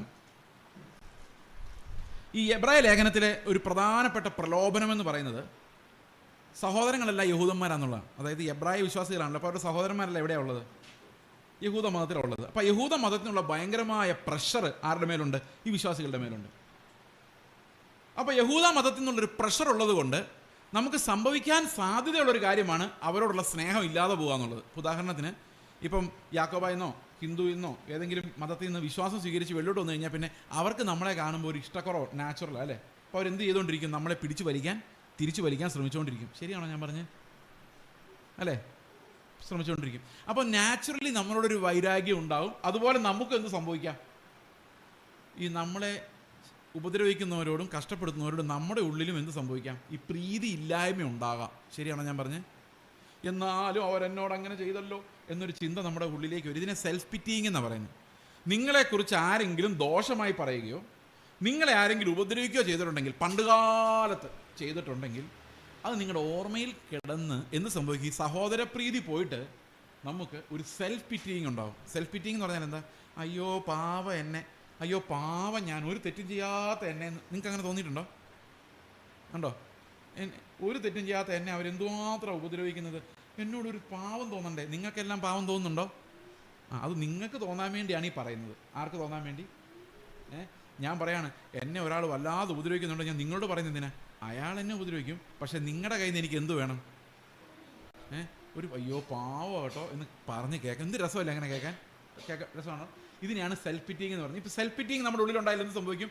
നമ്മളെ ഉപദ്രവിക്കുന്ന, നമ്മളെ എതിർത്ത് നിൽക്കുന്ന, നമ്മളെ ഓടിക്കുന്ന സഹോദരന്മാരോട് നമുക്ക് ദേഷ്യം തോന്നും, വൈരാഗ്യം തോന്നും. നമ്മളെല്ലാവരും പറയുകയും ചെയ്യും, ഞാൻ അങ്ങനെ കഷ്ടം സഹിച്ചു, അവരെന്നെ ഇങ്ങനെ ഉപദ്രവിച്ചു എന്നൊക്കെ പറയുകയും ചെയ്യും അല്ലേ? പറയുകയും ചെയ്യും. ഓക്കെ. അപ്പോൾ ഇതൊരു വലിയ പ്രതിസന്ധിയാണ്. അപ്പം എബ്രായ ലേഖനകർത്താവ് പറയാണ്, സഹോദര പ്രീതി നിലനിൽക്കണം, അതൊരിക്കലും പോകരുത്. ആരോടുള്ള സ്നേഹം? നിങ്ങളുടെ സ്വന്തം സഹോദരങ്ങളോടുള്ള സ്നേഹം, അതുപോലെ സഭയിൽ കൂടി വരുന്ന സഹോദരങ്ങളോടുള്ള സ്നേഹം. ഈ സ്നേഹത്തിന് ഒരിടത്തും ഒരു കുറവും വരരുത്. അതിഥി സൽക്കാരം മറക്കരുത്. ഇവരാരെങ്കിലും നിങ്ങളുടെ വീട്ടിൽ വന്നാൽ എന്ത് ചെയ്യണം? ഈ അതിഥി സൽക്കാരം എന്ന് പറഞ്ഞാൽ നമ്മുടെ ഇന്നത്തെ കാലത്ത് ഭയങ്കര എളുപ്പമാണ്. മറ്റ് രാജ്യങ്ങളിലേക്ക് അതിഥികൾ ചെല്ലുന്നതന്നെ നേരത്തെ നോട്ടീസ് കൊടുത്തിട്ട് ചെല്ലാൻ പറ്റുള്ളൂ. ഒരു അതിഥി ചെല്ലുന്ന കാര്യം എനിക്കാണെങ്കിൽ നോട്ടീസ് കൊടുത്ത് ഒരിടത്തും പോകുന്ന ഇഷ്ടമില്ല. ഞാൻ എവിടെ ചെന്ന് കയറിയാലും പറയാതെ മിണ്ടാതെ ചെല്ലാറുള്ളൂ, മിക്കവാറും സ്ഥലത്തല്ല. അതിൻ്റെ കാരണം എന്ന് വെച്ച് കഴിഞ്ഞാൽ ഇവർ അതും ഇതൊക്കെ ഉണ്ടാക്കി വെക്കാനുള്ള പ്രഷർ വേണ്ട. ചെന്ന് കഴിഞ്ഞിട്ട് ഒന്നുമില്ലെങ്കിൽ ഒന്നുമില്ല, ചായ കുടിച്ചിട്ട് പോരാ. നേരത്തെ പറയാതെ പോകുന്നതാണ് നമുക്കൊരു, നേരത്തെ പറഞ്ഞിട്ട് പോയതല്ല എന്തെല്ലാം ഉണ്ടാക്കിയാലേ ശരിയല്ലേ. പറയാതെ വന്നു കഴിഞ്ഞാൽ കുഴപ്പമില്ല. അയ്യോ പറഞ്ഞിട്ട് വരാമായിരുന്നല്ലോ എന്ന് ചോദിച്ചാൽ മതിയല്ലോ, തീർന്നില്ല പ്രശ്നം. എന്താ ഒരു ബുദ്ധിയല്ലേ. അപ്പോൾ നമ്മൾ എവിടെയെങ്കിലും ചെല്ലുമ്പോൾ പറയാതെ പോയി കഴിഞ്ഞാൽ നമുക്ക് ജസ്റ്റ് പെട്ടെന്ന് ഫിനിഷ് ചെയ്ത് പോരാ. അവർ ഉപദ്രവിക്കണ്ട. ഞാൻ നാളെ കഴിഞ്ഞ് രാവിലെ അങ്ങോട്ട് വരുന്നുണ്ട് കേട്ടോ എന്ന് പറഞ്ഞു കഴിഞ്ഞാൽ അവർ ഉടനെ ബ്രേക്ക്ഫാസ്റ്റ് ഉണ്ടാക്കണം അല്ലേ. അപ്പോൾ നമ്മൾ പക്ഷേ മിക്കവാറും നമുക്ക് പരിചയമുള്ളവരും ബന്ധുക്കളും ഒക്കെയാണ് നമ്മുടെ അതിഥികൾ. ഓക്കെ, അവരെ സൽക്കരിക്കാനും വലിയ പ്രയാസമൊന്നുമില്ല. എന്നാൽ ഈ യഹൂദന്മാരുടെ കാലത്ത് അങ്ങനെ അല്ലായിരുന്നു. യഹൂദന്മാരുടെ കാലത്ത് അതിഥികൾ എന്ന് പറയുന്ന ആര് വേണേലും റൂട്ടിൽ കൂടെ വരാം. അതായത് അന്ന് ഹോട്ടലും മോട്ടലൊന്നുമില്ല. ഈ വഴിയെ പോകുന്നവർക്കല്ല. ഇന്നും അതെ, ഈ മിഡിൽ ഈസ്റ്റ് രാജ്യങ്ങളിലൊക്കെ നിങ്ങൾ അനാഥരോ അതിഥികളോ ആയിട്ട് അകപ്പെട്ടു പോയാൽ ഏത് വീട്ടിൽ ചെന്ന് കയറാം, അവരെല്ലാം നിങ്ങളെ സംരക്ഷിച്ചോളും. കാരണം അതൊരു കൾച്ചറാണ്, ആര് വന്നാലും സ്വീകരിക്കുന്ന ഒരു കൾച്ചർ. പക്ഷെ നമ്മുടെ നാട്ടിൽ ആരെങ്കിലും സ്വീകരിച്ചാൽ പിന്നെ അവർ തിരിച്ചു പോകുമ്പോൾ നമ്മൾ കാണുമെന്ന് അറിയാൻ മേല, അത് വേറെ കാര്യം. അങ്ങനെ ഒരു പേടിയുള്ളതുകൊണ്ട് നമുക്ക് എല്ലാവരും പേടിയാണ് അല്ലേ, സകലരെയും പേടിയാണ്. പക്ഷെ ഇവിടെ പറയാണ്, നിങ്ങൾ മരണത്തെ ജയിച്ചവരാണ്, അതുകൊണ്ട് നിങ്ങൾ എന്ത് ചെയ്യരുത്? മരണത്തെ ജയിച്ചവർ എന്ത് ചെയ്യരുത്? അപ്പൊ അതിഥികളെ ശരിക്കും സൽക്കരിക്കണമെങ്കിൽ നമ്മൾ എന്തിനെ ജയിക്കണം? മരണത്തെ ജയിക്കണം. അപ്പൊ മരണത്തെ ജയിച്ചാൽ മാത്രമേ നമുക്ക് എന്ത് ചെയ്യാൻ പറ്റുള്ളൂ? അതിഥികളെ വീട്ടിനകത്തോട്ട് പോരേന്ന്. എങ്ങനെയുള്ള അതിഥികളെ? അപ്പൊ അധികം വായിക്കണ്ടല്ലേ, ഇത് ഭയങ്കര കട്ടിയല്ലേ. അപ്പൊ ക്രിസ്തുവാണ് നമ്മുടെ ഹൃദയത്തിൽ വസിക്കുന്നതെങ്കിൽ ഈ മാർമികമായ നീതി, ഈ മാർമികമായ നീതി എന്ന് പറഞ്ഞാൽ എന്താ? ആ മാർമികമായ നീതി എന്ന് പറഞ്ഞാൽ എന്താ അർത്ഥം? വെളിപ്പാടില്ലാതെ മനസ്സിലാക്കാൻ പറ്റാത്ത നീതിയാണ് നമ്മൾ മാർമിക നീതി എന്ന് പറയുന്നത്. ഓക്കെ, പഴയ നിയമകാലത്ത് അത് വെളിപ്പെട്ടിട്ടില്ലായിരുന്നു. അവരെല്ലാം നീതിമാന്മാരായിരുന്നു. ആരൊക്കെ? മോശെ, ഹാബേല്, ഹാനോക്ക്, ഇവരെല്ലാവരും നീതിമാന്മാരായിരുന്നു. പക്ഷെ അവർ നീതിമാന്മാരാണെന്ന് അവർക്ക് തോന്നിയിട്ടില്ല. കാരണം എന്താ? ഇത് അവർക്ക് വെളിപ്പെട്ടില്ല. അവരുടെ ഉള്ളിൽ ആ മർമ്മം ഉണ്ടായിരുന്നു, വെളിപ്പെട്ടില്ല. ശരിയല്ലേ? ഹാബേല് ആടിനെ അറുത്തിട്ട് ദൈവത്തിന് മുമ്പിൽ ചെന്ന്, കർത്താവേ എനിക്കുള്ള ബെസ്റ്റ് ഇതായിരിക്കുന്നു, ഇതിനെ ഞാൻ യാഗമായി അർപ്പിക്കുന്നു എന്ന് പറയുമ്പം ഹാബേൽ അറിയുന്നില്ല ഇത് ഒളിഞ്ഞിരിക്കുന്ന വിശ്വാസത്താൽ വരുന്നൊരു നീതിയിലേക്കാണ് ഞാൻ നോക്കുന്നത്. മനുഷ്യ പ്രവൃത്തികൾ ഗുണമില്ലാത്തതാണ്, ദൈവത്തിന് മാത്രമേ എന്നെ നീതീകരിക്കാൻ പറ്റുള്ളൂ എന്നാണ് ഹാബേൽ പറയുന്നതെന്ന് ഹാബേലിനറിയില്ല. മനസ്സിലാവുന്നുണ്ടോ ഞാൻ പറയുന്നത്? അതവന് വെളിപ്പെട്ടിട്ടില്ല, അത് മാർമികമായി അവൻ്റെ ഉള്ളിൽ കിടക്കുക. മോശെ ഇസ്രായേലിനെ രക്ഷിക്കാൻ വേണ്ടി പോകുമ്പം മോശെ അറിയുന്നില്ല ഞാൻ ക്രിസ്തുവിൻ്റെ നിന്ദയാണ് തിരഞ്ഞെടുത്തിരിക്കുന്നതെന്ന് അവൻ അറിയുന്നില്ല, അത് മാർമികമായി ഉള്ളിൽ കിടക്കുക. എന്നിട്ട് അപ്പോസ്തലൻ വരുമ്പോഴാണ് പറയുന്നത്, ഈ തലമുറകളായി മറഞ്ഞു കിടന്ന മർമ്മം എന്താണെന്ന് ചോദിച്ചു കഴിഞ്ഞാൽ തേജസ്സിൻ്റെ ക്രിസ്തു, മഹത്വത്തിൻ്റെ പ്രത്യാശയായ ക്രിസ്തു നിങ്ങളിൽ ഇരിക്കുന്നു എന്നുള്ളതാണ് ആ മർമ്മം. അത് പണ്ട് മറഞ്ഞു കിടക്കുമായിരുന്നു, എന്നാൽ ഇത് ഇന്ന് റിയലി വെളിയിൽ വന്നിരിക്കുന്നു. പക്ഷെ ഒരു കാര്യമുണ്ട്, ഈ പഴയ നിയമ വിശുദ്ധന്മാരുടെ ഉള്ളിൽ യേശുക്രിസ്തു ജീവനോടെ വസിച്ചിട്ടില്ല. അവർക്ക് ആ നിഴൽ കാണിച്ചു കൊടുത്തിട്ടേ ഉള്ളൂ. ആത്മാവിലൂടെയാണ് കർത്താവ് നമ്മളിൽ അധിവാസം ചെയ്തത്. അതുകൊണ്ട് അവരെക്കാളും ബെറ്റർ ആയിട്ടുള്ള ഒരു കവനന്റിലാണ് നമ്മളുള്ളത്. പക്ഷെ അവരെല്ലാവരും അനുഗമിച്ചത് ഒരേ കർത്താവിനെ തന്നെയാണ്. മനസ്സിലായോ? അപ്പോൾ അതിഥി സൽക്കാരമല്ല, ഏത് വിശുദ്ധ കാര്യം ചെയ്യണമെങ്കിലും നമ്മുടെ ഉള്ളിൽ കർത്താവിൻ്റെ ജീവൻ ഉണ്ടെങ്കിലേ പറ്റുള്ളൂ. അതുപോലെ തന്നെ ഒരു നല്ല കുടുംബജീവിതം നയിക്കണമെങ്കിലും ഈ കർത്താവിൻ്റെ ജീവൻ ഉണ്ടെങ്കിലേ പറ്റുള്ളൂ. മരണത്തെ ഭയപ്പെടരുത്. മരണത്തെ ഭയപ്പെട്ടാൽ, അല്ലെ, മരണത്തെ പോലും ഭയപ്പെടാത്ത ഒരാൾക്ക് മാത്രമേ ആ വിശ്വാസത്തിൻ്റെ ജീവൻ ശരിക്കും എക്സർസൈസ് ചെയ്യാൻ പറ്റുള്ളൂ. ശരിയാണ്? ഓക്കെ. ഈ പാമ്പുകളെ സ്നേഹിക്കുന്ന ആൾക്കാരുണ്ട്, കണ്ടിട്ടുണ്ടോ? മരണത്തെ പേടിയുണ്ടോ അവർക്ക്? ഒരു പേടിയുമില്ല, മരണത്തെ പേടിയില്ല. അത് ഈ സ്നേഹത്തിനകത്ത് ഈ മരണം പാമ്പിനേക്കാളും കഷ്ടമാണ് നമ്മുടെയൊക്കെ ചില ആൾക്കാരുടെ, നമ്മളെപ്പോലുള്ള ചില ആൾക്കാരുടെ സ്വഭാവം. ശരിയല്ലേ ഞാൻ പറഞ്ഞു? അപ്പോൾ പാമ്പിനെ ഹാൻഡിൽ ചെയ്യുന്നവൻ അതിനെ സ്നേഹിച്ചാലേ ഹാൻഡിൽ ചെയ്യാൻ പറ്റുള്ളൂ. അതുപോലെ തന്നെ മനുഷ്യരെ ഹാൻഡിൽ ചെയ്യാൻ നമ്മുടെ ഉള്ളിൽ എന്ത് വേണം? തിരിച്ച് കടിക്കാമെന്ന് അറിഞ്ഞുകൊണ്ട് തന്നെ, തിരിച്ച് ഉപദ്രവിക്കാമെന്ന് അറിഞ്ഞുകൊണ്ട് തന്നെ എന്ത് വേണം? സ്നേഹം. ഈ സ്നേഹമാണ് എല്ലാറ്റിൻ്റെ മുകളിൽ രാജത്വം എടുക്കുന്നത്. ഓക്കെ. അപ്പോൾ അതിനാൽ നിങ്ങൾ അറിയാതെ ദൈവദൂതന്മാരെ സൽക്കരിച്ചിട്ടുണ്ടല്ലോ. അപ്പോൾ ദൈവദൂതന്മാരെന്ന് പറഞ്ഞു കഴിഞ്ഞാൽ അർത്ഥം എന്താണെന്ന് വെച്ച് കഴിഞ്ഞാൽ ഈ ശരിക്കും ഏഞ്ചൽസ് വന്നെന്ന് വേണമെങ്കിൽ നമുക്ക് പറയാം. ഈ എബ്രാഹിമിൻ്റെ കാലത്ത് ഇങ്ങനെ ഏഞ്ചൽസ് വന്ന് സൽക്കരിച്ചു എന്നുള്ളൊരു ഇതുണ്ട് തന്നെ. എന്നാൽ ഇതല്ലാതെ തന്നെ ദൂതൻ എന്ന വാക്ക് മെസ്സഞ്ചർ എന്നുള്ള അർത്ഥത്തിൽ സാധാരണഗതിയിൽ ഏത് മനുഷ്യനെക്കുറിച്ചും, അതായത് ദൈവത്തിൻ്റെ സന്ദേശവുമായി വരുന്ന ഏതൊരാളെക്കുറിച്ചും പറയുന്നതാണ്. അപ്പോൾ അങ്ങനെ വരുമ്പോൾ അതിനകത്ത് വേറൊരു അർത്ഥം കൂടെ വേണമെങ്കിൽ നമുക്ക് പറയാം. ദൈവം വേണമെങ്കിൽ അവൻ്റെ ആളുകളെ നിങ്ങളുടെ അടുത്തേക്ക് ഒരു പരീക്ഷണം എന്നുള്ള നിലയിൽ വിടാം. എങ്ങനെയുണ്ട്? ഇപ്പോൾ ദൈവം ഒരാളെ പറഞ്ഞു വിടും നിങ്ങളുടെ വീട്ടിലേക്ക്, നിങ്ങളുടെ സ്വഭാവം എന്താണെന്ന് നിങ്ങൾക്കൊന്ന് മനസ്സിലാകാൻ വേണ്ടി. അപ്പോൾ നമ്മൾ പോകോ ഇവിടെ ഒന്നും ഇല്ല എന്ന് പറഞ്ഞു കഴിയുമ്പോൾ അത് ആരായിരിക്കും? ചിലപ്പോൾ ശരിക്കും ദൈവം നിങ്ങളുടെ അടുത്തേക്ക് പറഞ്ഞു വിട്ട ആളായിരിക്കാം. ഒന്ന് ആലോചിച്ച് നോക്കി, എന്ത് ഭയങ്കര നഷ്ടമാണ് നമുക്ക് വന്നതെന്ന്. ഇത് ഒരു ഏഞ്ചൽ വേഷം കെട്ടി വരണമെന്ന് നിർബന്ധമില്ല. അതല്ലാതെ തന്നെ ദൈവം നമ്മുടെ വീട്ടിലേക്ക് ഒരാളെ പറഞ്ഞു വിടാം, ഒരു സഹായത്തിന് വേണ്ടി, ഒരു ആശ്വാസത്തിന് വേണ്ടി. അപ്പോൾ നമ്മുടെ ആ അതിഥി സൽക്കാരം എന്ന് പറയുന്നത് ഈ ദൈവം അയക്കുന്ന ആളുകളെ ആരായാലും, അത് ചിലപ്പോൾ നമ്മുടെ ജഡത്തിന് ഇഷ്ടപ്പെട്ടെന്ന് വരില്ല. ഇത് നിങ്ങൾക്ക് തോന്നില്ല ഇത് വളരെ ടഫാണ്? വളരെ ടഫാണ് അല്ലേ? വളരെ ടഫാണ്. ഈ ടഫാണ്, അതുകൊണ്ടാണ് നമ്മളെ കൊണ്ട് അസാധ്യമായ മാർമികമായ നീതി എന്ന് പറയുന്നത്. നിങ്ങളിനി വഴിയെ പോകുന്നവരെല്ലാവരും വിളിച്ച് വീട്ടിൽ കയറ്റാൻ പോകണോ? നിങ്ങളത് ചെയ്യാനൊന്നും പോകുന്നില്ല. ചെയ്യാൻ പോകുന്നുണ്ടോ? കണ്ടോ? അപ്പോൾ തന്നെ പറഞ്ഞ് നടക്കുകയല്ലെന്നുള്ളത് അല്ലേ?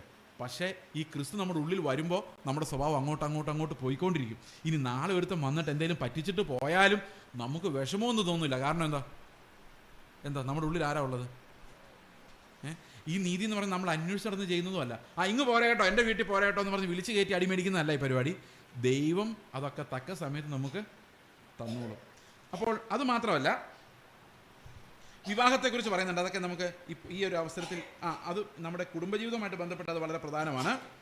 വിവാഹം എല്ലാവർക്കും മാന്യവും കിടക്ക നിർമ്മലവുമായിരിക്കട്ടെ. അപ്പോൾ വിവാഹ ജീവിതത്തിനകത്ത് ഒരു ഭാര്യയും ഭർത്താവുമായുള്ള സന്തോഷത്തിൽ എല്ലാ സ്വാതന്ത്ര്യവും ദൈവം നൽകിയിട്ടുണ്ട്. അതായത് ഒരു ഭാര്യ ഭർത്തൃ ബന്ധത്തിൽ ഒരിക്കലും എന്തില്ല, മ്ലേച്ഛമായതൊന്നുമില്ല, അശുദ്ധമായതൊന്നുമില്ല. അത് ദൈവിക പരിശുദ്ധിയിലാണ് നിർവഹിക്കപ്പെടേണ്ടത്. വെളിപ്പാട് പുസ്തകത്തിൽ പറയുന്നുണ്ട്, കന്യകമാരുടെ മലിനപ്പെടാത്തവർ എന്ന് 1,44,000 പേരെ കുറിച്ച് പറയുന്നുണ്ട്. നിങ്ങൾ വായിച്ചിട്ടുണ്ടത് വെളിപ്പാട് പുസ്തകത്തിൽ? ഓക്കെ. ആ മലിനപ്പെടുന്നത് എങ്ങനെയാണ്? വിവാഹത്തിനകത്തല്ല മലിനപ്പെടുന്നത്. വിവാഹത്തിനകത്ത് ആരെങ്കിലും മലിനപ്പെടുമോ? വിവാഹ ബന്ധത്തിൽ ആരെങ്കിലും മലിനപ്പെടുമോ? ആരും മലിനപ്പെടില്ല. വിവാഹബന്ധത്തിലല്ല, വിവാഹബന്ധത്തിന് പുറത്താണ് എന്ത് സംഭവിക്കുന്നത്? മാലിന്യം സംഭവിക്കുന്നത്. അതായത് ഒരു മാര്യേജിന് വെളിയിലുള്ള എല്ലാ സെക്ഷൽ ആക്ടിവിറ്റിയും പാപമാണ്. ഒരു വിവാഹത്തിൻ്റെ കവനൻറ്റിന് വെളിയിലുള്ളതെല്ലാം പാപമാണ്. ഓക്കെ, ഞാനിത് എന്തുകൊണ്ടാണ് ഒരു വേർപാടിനെ കുറിച്ചുള്ള വിശുദ്ധി വേർപാട് ഈ ഒരു കോണ്ടെക്സ്റ്റിലാണ് ഇത് പറയുന്നതെന്ന് പറയാനുള്ള കാരണം 10-ാം വാക്യം മുതലുള്ള വാക്യങ്ങളാണ്. നമ്മൾ ഇന്നേ വരെ സംസാരിച്ചുകൊണ്ടിരുന്ന യാഗത്തെ സംബന്ധിക്കുന്ന പുറത്ത് വെച്ച് ചുട്ട് കളയുന്നു. അപ്പം ഈ മഹാപുരോഹിതൻ എന്താ ചെയ്യുന്നത്? ആ രക്തം എന്ത് ചെയ്യുന്നു? ആ മൃഗത്തിൻ്റെ ഉടൽ എന്ത് ചെയ്യുന്നു? വെളിയിലിട്ട്, ആ ദേവാലയത്തിന് വെളിയിലിട്ട് ചുട്ട്. വായിച്ചു നോക്കി.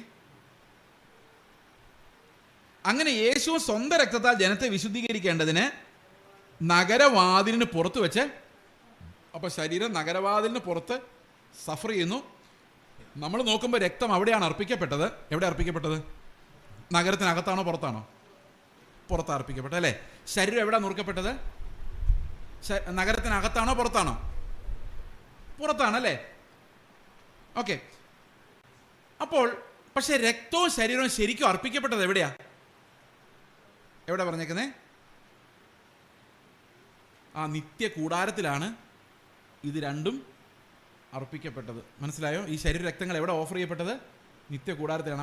അപ്പോൾ ഭൗതികമായ ശരീരം എവിടെ തകർക്കപ്പെട്ടു?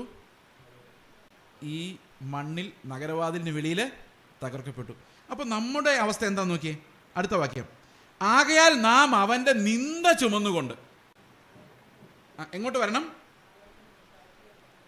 പാളയത്തിന് പുറത്ത് അവൻ്റെ അടുക്കൽ ചെല്ലുക. അപ്പം നമ്മൾ എങ്ങനെയാണ് വേർപെടുന്നത്? എവിടെന്നാണ് വേർപെടുന്നത്? നമ്മുടെ പാളയത്തിന് വെളിയിലോട്ട് ഇറങ്ങുന്നതിനെയാണ് നമ്മൾ എന്താ പറയുന്നത്? വേർപാടെന്ന് പറയുന്നത്. അതെന്തന്വേഷിച്ചാണ് ചെല്ലുന്നത്? മാനം അന്വേഷിച്ചല്ല, നിന്ദ അന്വേഷിച്ച്. കാരണം അവിടെ നഗരവാതിലിന് വെളിയിൽ ഒരാൾ എനിക്ക് വേണ്ടി കഷ്ടം അനുഭവിക്കുന്നുണ്ടോ, നിന്ദിക്കപ്പെട്ടും അപമാനിക്കപ്പെട്ടുമാണ് ഇരിക്കുന്നത്. അതുകൊണ്ട് നമ്മൾ അവൻ്റെ അടുത്ത് ചെല്ലുക. അവൻ എന്തിനു വേണ്ടിയാണ് രക്തം കൊടുത്തത്? നമ്മെ വിശുദ്ധീകരിക്കുന്നതിന് വേണ്ടി. അതിൽ എഴുതിയിരിക്കുന്ന 12-ാം വാക്യത്തിൽ, അങ്ങനെ യേശുവും സ്വന്തം രക്തത്താൽ ജനത്തെ വിശുദ്ധീകരിക്കേണ്ടത്. അപ്പോൾ നമുക്കൊരു വിശുദ്ധമായ സ്വഭാവം ഉണ്ടാകാൻ നമ്മൾ എന്ത് ചെയ്യണം? നമ്മൾ അവൻ്റെ നിന്ന ചുമന്നുകൊണ്ട് എങ്ങോട്ട് വരണം? പാളയത്തിൻ്റെ പുറത്തേക്ക് ഇറങ്ങണം. അവിടെ ആരുണ്ട്? പാളയത്തിന് പുറത്ത് ആരുണ്ട്? നിങ്ങൾ പാളയത്തിനകത്താണോ പുറത്താണോ? നമ്മൾ ചിലപ്പം വിചാരിക്കും, ഞാൻ പഴയ യാക്കോബ സഭയൊക്കെ വിട്ടു, ഹിന്ദു മതമൊക്കെ വിട്ടു, കത്തോലിക്ക സഭ വിട്ടു, പെന്തക്കോസ് മതമൊക്കെ വിട്ടു, ഞാനിപ്പോൾ കർത്താവിൻ്റെ സ്വന്തമാണ്, പാളയത്തിന് പുറത്താന്ന് വിചാരിക്കും. എന്നാൽ അതല്ല പാളയം. നമ്മുടെ കംഫേർട്ടായിട്ട് നമ്മളിരിക്കുന്ന സ്ഥലം, നമ്മളെ സ്നേഹിക്കുന്ന ആളുകൾ, നമ്മളെ പുകഴ്ത്തി പറയുന്നവർ, ഇതാണ് ഈ പാളയം എന്ന് പറഞ്ഞാൽ. നമ്മളെപ്പോഴും എവിടെയെങ്കിലും പാളയം അടിച്ചിരിക്കുന്നത്.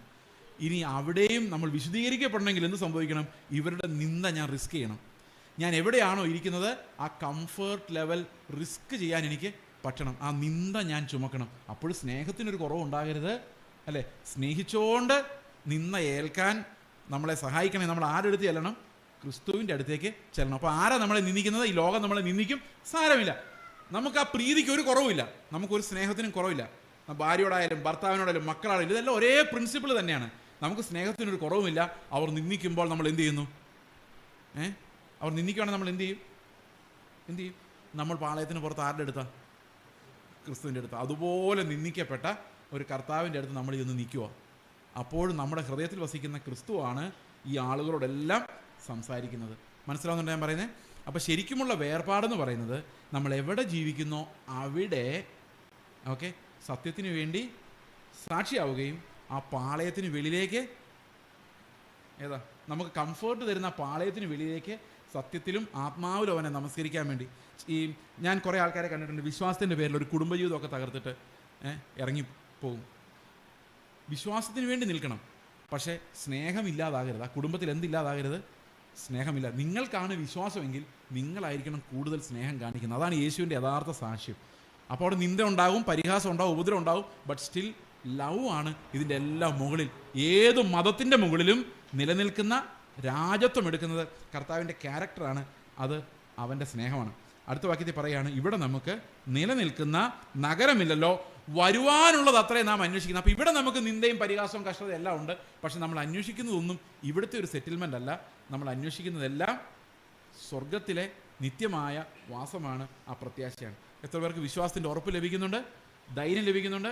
നിന്ദ സഹിക്കാനും കഷ്ടത അനുഭവിക്കാനും അപ്പോൾ സ്നേഹിക്കാനും, മതം കൊണ്ടല്ല, യേശുവിൻ്റെ സ്നേഹം കൊണ്ട് നമ്മുടെ ചുറ്റുമുള്ളവരെ നോക്കാനും, നമ്മുടെ കുടുംബത്തെ പണിയുവാനും, നമ്മുടെ മക്കളെ പരിപാലിക്കാനും, നമ്മുടെ സഭയിൽ ഒരു നല്ല കല്ലായി അല്ലെ അപ്പത്തിൽ ഒരംശയായി ദൈവത്തെ മഹത്വപ്പെടുത്തുവാനും, അവനെ മഹത്വപ്പെടുത്തേണ്ട രീതിയിൽ അവൻ്റെ മഹത്വത്തെ കണ്ട് അവനെ ആരാധിക്കുവാനും ദൈവം നമ്മളെല്ലാവരെയും സഹായിക്കുമാറാകട്ടെ എന്ന് പ്രാർത്ഥിക്കുന്നു.